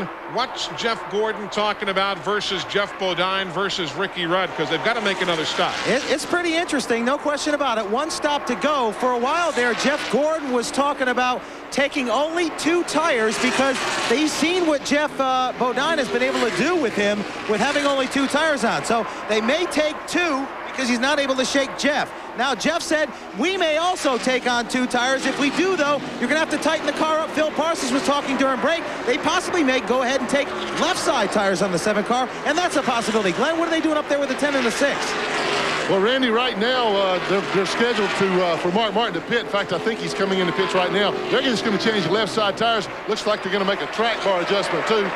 Richard Broom and the guys up here at 10 are getting ready to in fact, they're discussing it right now. They're airing up some left side tires. Let's ask him, Richard, a little strategy. You going to change 4 or 2? Well, I'm not sure right now. In other words, I'm trying to talk Ricky into 2, but he ain't going for it. Well, I'll let that discussion continue and mosey back down here to Mark Martin. And remember, on the 1st and the 15th of the month, it is Ricky Rudd's name on the bottom of Richard Broom's paycheck. So who knows? You know, last year when we came to Pocono, Jeff Gordon was 2nd in points. He's 2nd in points, or at least 3rd in points, I should say. Same spot he is right now. How do you approach the rest of the season, Jeff Gordon? Things really went well for us last year, and especially starting right about this time is when things really picked up for us. So I don't know. I mean, not every year can be the same. I think if we're going to win the championship, it might be done a little bit different fashion this year. We are a little bit further behind, and the way I look at it is the 2 or 3 major problems that we've had to be where we are in the points is still a pretty good season, and that shows the potential that we still have the rest of the season. So 3rd in points, but again, remember, things are tightening up here today as Jeff Burton makes a stop. Derek Cope has been in. Rick Mast has pitted here at lap 166. Hut Strickland has been in. Here comes Joe Nemechek. He'll pit at lap number 167. All of these are scheduled. Mark Martin was also in the pits the same time as Jeff Burton. It looked like from here, it looked like he just changed right side tires. Here come Ted Musgrave and Jimmy Spencer. That 2nd place man, Jeff Bodine. He's waiting. There's Spencer, Travis Carter, Cecil Gordon, the whole crew going to work on the Smokin' Joe's entry. Spencer's had a good race. He was up in the top 10. Where was he when he came in the pits there? He was in 7th position. Yeah, he's had a good race today. 167 laps on the board now. No pitting this time for Jeff Gordon, but Jeff Bodine is coming in. The QVC Ford. Here he comes. Paul Andrews and the crew waiting at lap number 168. Randy's right there watching. Well, Jeff Bodine just radioed in, said fuel pressure going up and down. They said bring that baby down pit road now. Right side tires so far for the QVC Ford. Are they going to go around to the left? That is the big question. Don't see anybody loosening left side lugs. Right side tires going on. Fuel, second can in. Yes, there goes the left side tires. Loosening the lug nuts, so it is going to be a 4-tire stop. That leaves the strategy now to Jeff Gordon. Will he take on 2? He already had a pretty big lead. He can increase that lead. Not the quickest stop in the world for the QVC team. He's down and away. Yeah. 27-2. Tough break on pit road. Not a good stop right there. See, with that slow pit stop, now Jeff Gordon, he can come in, he can have his normal 4-tire change in about 20 seconds, and he'll be about a third of the straightaway ahead of Jeff Bodine when he comes back on the racetrack. Gordon, you see him crossing start finish, coming right at you in your living room. Ricky Rudd is now in second spot. Of course, he's half the length of the straightaway down to the race leader. We're talking in and around 9 and 10 seconds of a deficit. Ted Musgrave, who is right behind Gordon, has already made his pit stop. We're at lap 169, 31 laps from the finish. There you see the exact spread, and he's waving. You might have seen his hands going back and forth. He was waving to Ted Musgrave, who is behind him, that he's going to be slowing down to come in. At lap 169 on the pit lane, you've got Wally Dallenbach, you've got John Andretti, and here comes Jeff Gordon now. The DuPont team waiting. The Rainbow Warriors approaching the pit wall. Let's go to the stop. 29 laps to go. Phil Parsons, you were exactly right. He let Jeff Bodine go ahead and dictate what he was able to do. If Jeff had come in and taken on 2, he would have had a nice opportunity to force this team to possibly take on 2. Now they can make not necessarily a leisurely 4-tire stop because they don't know what that means, but it's going to be a quick 4-tire stop. He's going to be down and away in a matter of seconds. Just a half a can in the second can of gas. 19-1. Good stop. Ricky Rudd has brought the Tide Ford in, and evidently Richard Broom was a pretty good salesman because he talked Ricky in to just right side tires. They got the fuel in it. Now something's wrong. They held him up for something. Wow. Still a good stop, 13.7, but they held the car up on the jack for at least a second and a half longer than they really needed to. But he definitely gained some on Gordon. That's about a 6-second gain, so a lot of time on the racetrack. Of course, Gordon gained 8 seconds on Jeff Bodine. Yeah. And there you see Morgan Shepherd. He is due to make a stop, but here he comes now. So Morgan Shepherd coming down to the attention of Jerry Kinnan and the rest of that Butch Mock team. Final 30 laps are in store for you here on TNN. Hope you can join Rick Benjamin tonight, 10 o'clock Eastern Time, the PM edition of Race Day. I'll catch you up on doings here. Some action across the pond, and 24-hour variety, all sorts of doings. Race Day, 10 o'clock Eastern Time tonight, right here on TNN Motorsports. 27 laps to go. Jeff Gordon shows the way. Here he comes now out of turn 3. We'll get some of the intervals for you now. We'll get the stopwatches going. Here comes Gordon. The man in second is Kyle Petty. He is now peeling off to make his pit stop. So Mark Martin takes over second, 4 7/10 seconds behind. That 2-tire change on Mark Martin's car enabled him to get ahead of Ricky Rudd and Jeff Bodine to get up in second position. For the fans out there that pull for Rick Mast, he just come by and the motors sound terrible, so it sounds that he's out. Glenn? Eli, we were clocking it just the lap before that while we were in break, and we had Gordon with a 5.25-second lead. So Mark Martin cut it down some that time. Mark only took on 2 tires on his stop a while ago. I had reported left side tires, but it was right side tires. So he looks to be closing the gap right now. I don't know if Gordon's, soft shoeing it right now a little bit because of the lead. But then also, I said there was a problem with the 10 car. The jack man was told to drop the car. He was looking at the gas man. They were waiting for the gas man to pull away to finish gassing the car. They didn't need all the fuel. That's the reason they held the car up for about a second and a half to 2 seconds longer than they really needed to. And you just saw Jeff Gordon go by Rick Mast, as Buddy was telling you before. Literally the glass in our broadcast booth reverberated with that guttural moan of an engine that's not hitting on all cylinders. Tough day for Rick Mast after a fine run earlier in the afternoon. At this moment, 9 teams on the lead lap. Everything now cycling back around. Wally Dallenbach, John Andretti, Kyle Petty now making his stop of a moment ago. So that'll bring a grand total of 16 teams back on the lead lap right now. Mark Martin on the racetrack. He is now in second. There's Ricky Rudd. That's the difference between Mark Martin and Ricky Rudd is what Glenn was talking about. That jackman that held the car for a second and a half or 2 seconds. That's the difference right now between second and third position. Randy McDonald makes his scheduled pit stop now at lap 176. You know, it looked to me like, Eli, I just caught a glimpse of it. That was Ricky Rudd's in-car camera. It looked like he shifted going down in the corner to help slow the car down. And that's, I tell you, you're pretty busy right there. So, but he's a good road racer. You know, and Buddy and I was talking. We're talking during the break, and a good road racer typically runs well here at Pocono. And Ricky Rudd's certainly a good road racer. Definitely so. Let's check in with Glenn Jarrett. Well, Phil, to echo what you're saying there, Mark Martin told me the very same thing. You know, that's it's not too surprising. The road racers shift going down into the corner. The other guys wait until they pick the throttle up coming off or in the middle of 1 and 2 down there. But Mark Martin told me exactly the same thing. And I think if you took a poll, those would be 2 of the top 4 road racers on the circuit. That means you have to have great brakes to do that, because the clutch has to go in, or when you're shifting, there's a moment there that the car is just free-flowing into the corner. And if you miss a gear there, you're in big trouble. I'll tell you, with these Jericho transmissions, though, buddy, as you drove them, you know, just before you quit driving competitively, you know, you don't. It doesn't take a whole lot of time to shift, because you shift without a clutch, or a lot of people do, and you think just goes snap and it goes from 4th to 3rd gear. But it's you're still pretty busy getting down in 1. But Ricky Rudd and Mark Martin are 2, as Glenn said, of the 2 of the better road racers on the circuit, and they certainly get it done. That's not a ride in the park there, Eli. You could see that Ricky Rudd was really giving that steering wheel a good work over there, getting in and out of the corner there. Plus, he's got Jeff Bodine closing in on him right behind Rudd. You've got the lapped car of Joe Nemechek, but there come the QVC colors for Jeff Bodine. He's in 4th, so Ricky's got to protect his position as well.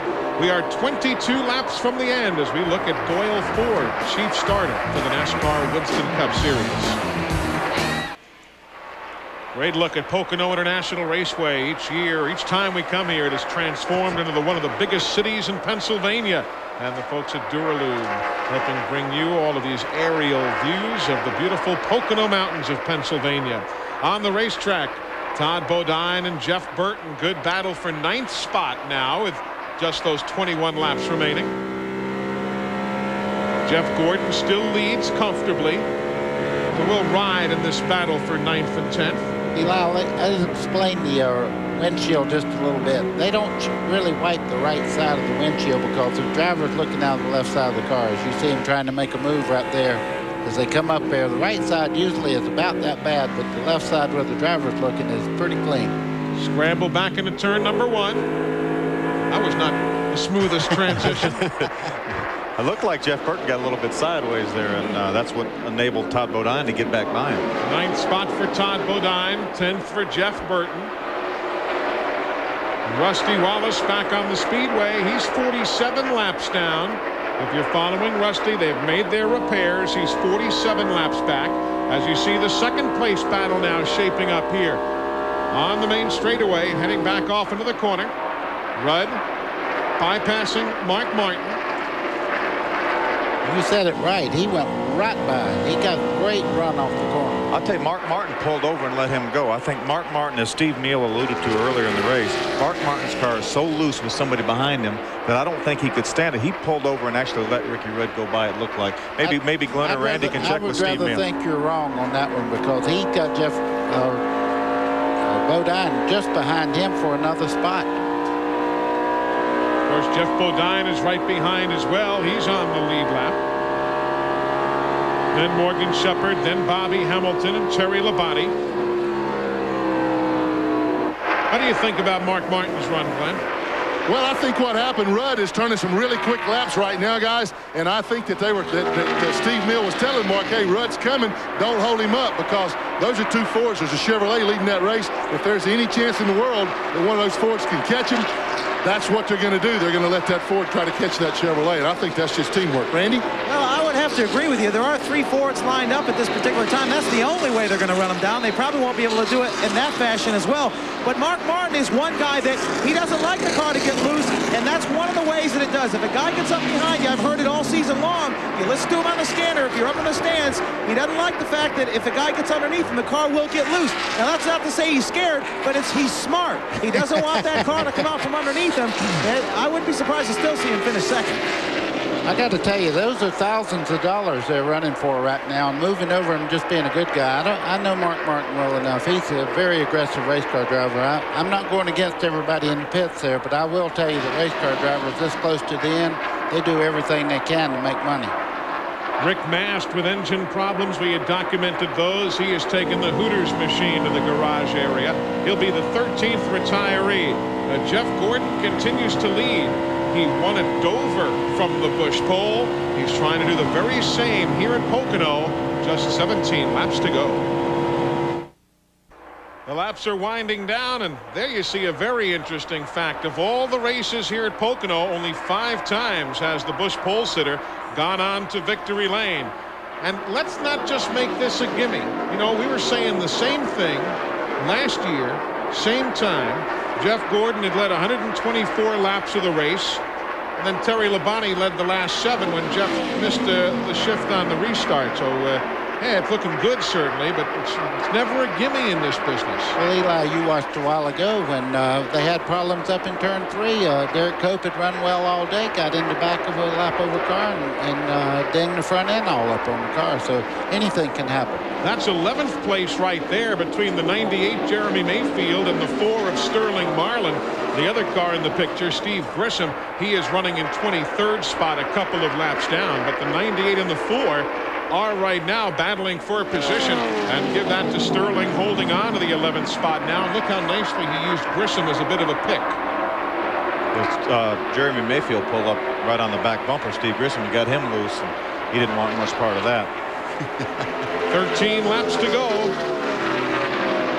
Jeff Gordon, who by rights should have won here last June, finished second here in July. There you see Ricky Rudd now in second spot. Mark Martin in third. Jeff Bodine in fourth. I wonder if Steve Meal asked Mark Martin to move over. Oh, guys, give it up.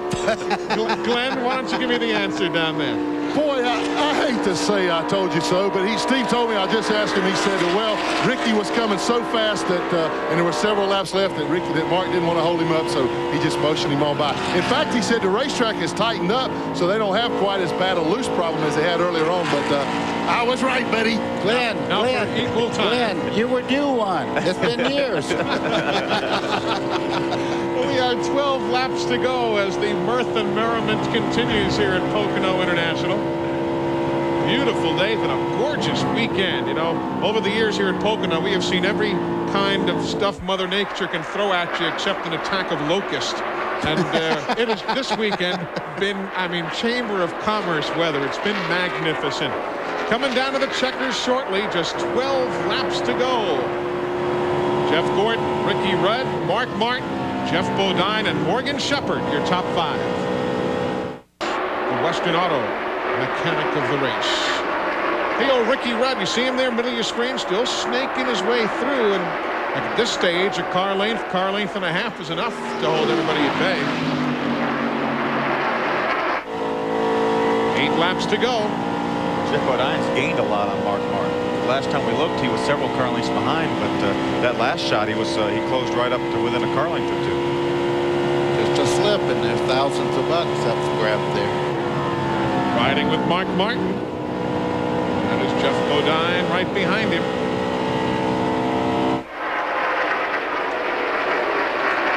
At this stage of the afternoon, 16 teams on the lead lap. We gave you the top 10 a moment ago.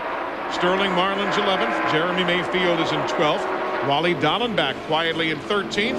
Bobby Hill in 14th. Michael Waltrip 15th. And John Andretti is 16th. John Andretti beat Michael Andretti here in a go-kart race at Pocono 20 years ago this weekend.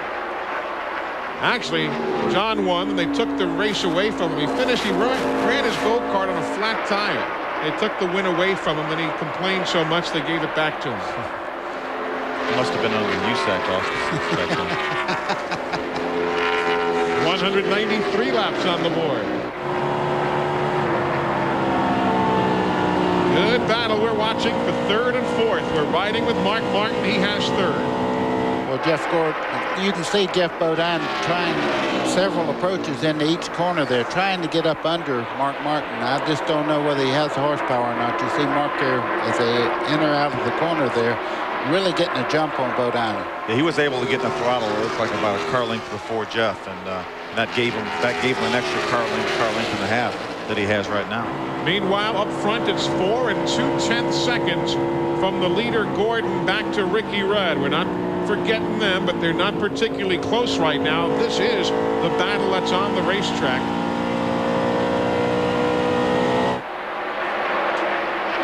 Second, third, and fourth.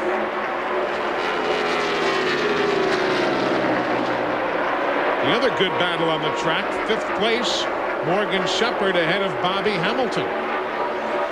Good to see both of those teams doing well here today.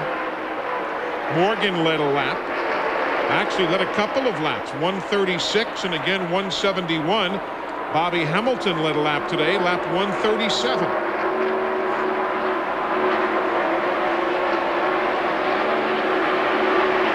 Five laps to go, Eli. It looks like Jeff Gordon's just running out there, just kind of biding his time. He's not really racing anybody, but these guys are racing. That's a dandy battle. We've seen guys pass on the outside today. Not this time, Jeff Bodine. I like the fact that Jeff Bodine is trying. You know, sometimes you'll see guys just ride and make a one effort on that last lap. At least Jeff's trying a bunch of stuff. Well, you can see him moving around, trying to break the draft down the straightaway. You see Bodine's car very good through the tunnel turn. Now they're going down the little short chute, going into turn 3. Looks like Bodine closes in very good. Watch as they start in the corner here. You'll see him close down, maybe car length, and right up underneath Mark as they come off the corner. That Mark like almost touched. But then Mark jumps in the throttle and it squirts him out just about a car length ahead of Jeff Bodine. And then it's hard. He's got momentum coming off the corner. It's hard for Jeff Bodine to make a move once Mark gets the momentum. But he's all over him like a blanket. The car behind them, Ricky Craven, you saw him. He's not on the lead lap. He's 17th. Here goes Bodine. Got him. Turn 1. Now can Mark come back? Mark's trying to get up under him down the back straightaway there and take that angle off as they start in the tunnel turn, but he can't make it. Bodine's very strong down through there. There's nothing a race car driver hates more, Eli, than losing a position late in the race, losing a position or 2 or whatever. So, you know, Mark Martin is doing his best to get back up there. And there goes Bobby Hamilton by Morgan Shepherd for 5th position. Right, that's 5th place changing hands. So the STP Pontiac moves ahead of the Remington Arms Ford of Morgan Shepherd. Chevy leading, as he has for much of the day. Jeff Gordon. Ricky Rudd, who started back in 9th in his Ford, is now running 2nd. Then you've got a Ford 3rd, a Ford 4th, a Pontiac 5th, a Ford is 6th, another Chevy in 7th. Inside of 3 laps to go. Jeff Gordon will be another first-time Pocono winner. If he can hold on here today. He's never won here at Pocono. It's a good run for the Pontiac. You know they get a new nose for next week. That's right. There's been a change that NASCAR has made. They approved the new nose piece for the Grand Prix, effective next week in Michigan, and basically it'll redo or eliminate that 1-inch addition that was granted to Pontiac at the front valance there last month. So that is going to affect next weekend at the Irish Hills of Michigan. We're watching Bobby Hamilton pull away from Morgan Shepherd. Meanwhile, next time Jeff Gordon comes to the stripe, he'll get the white flag. Eli, the paint job you're looking at right there on the 43 car was the paint job that Richard Petty had when he won the first Pocono race here. Now back up front, Jeff Gordon. He'll be coming to the white flag this time by. 13 career NASCAR Winston Cup wins right now. Looking for his 5th win of this season.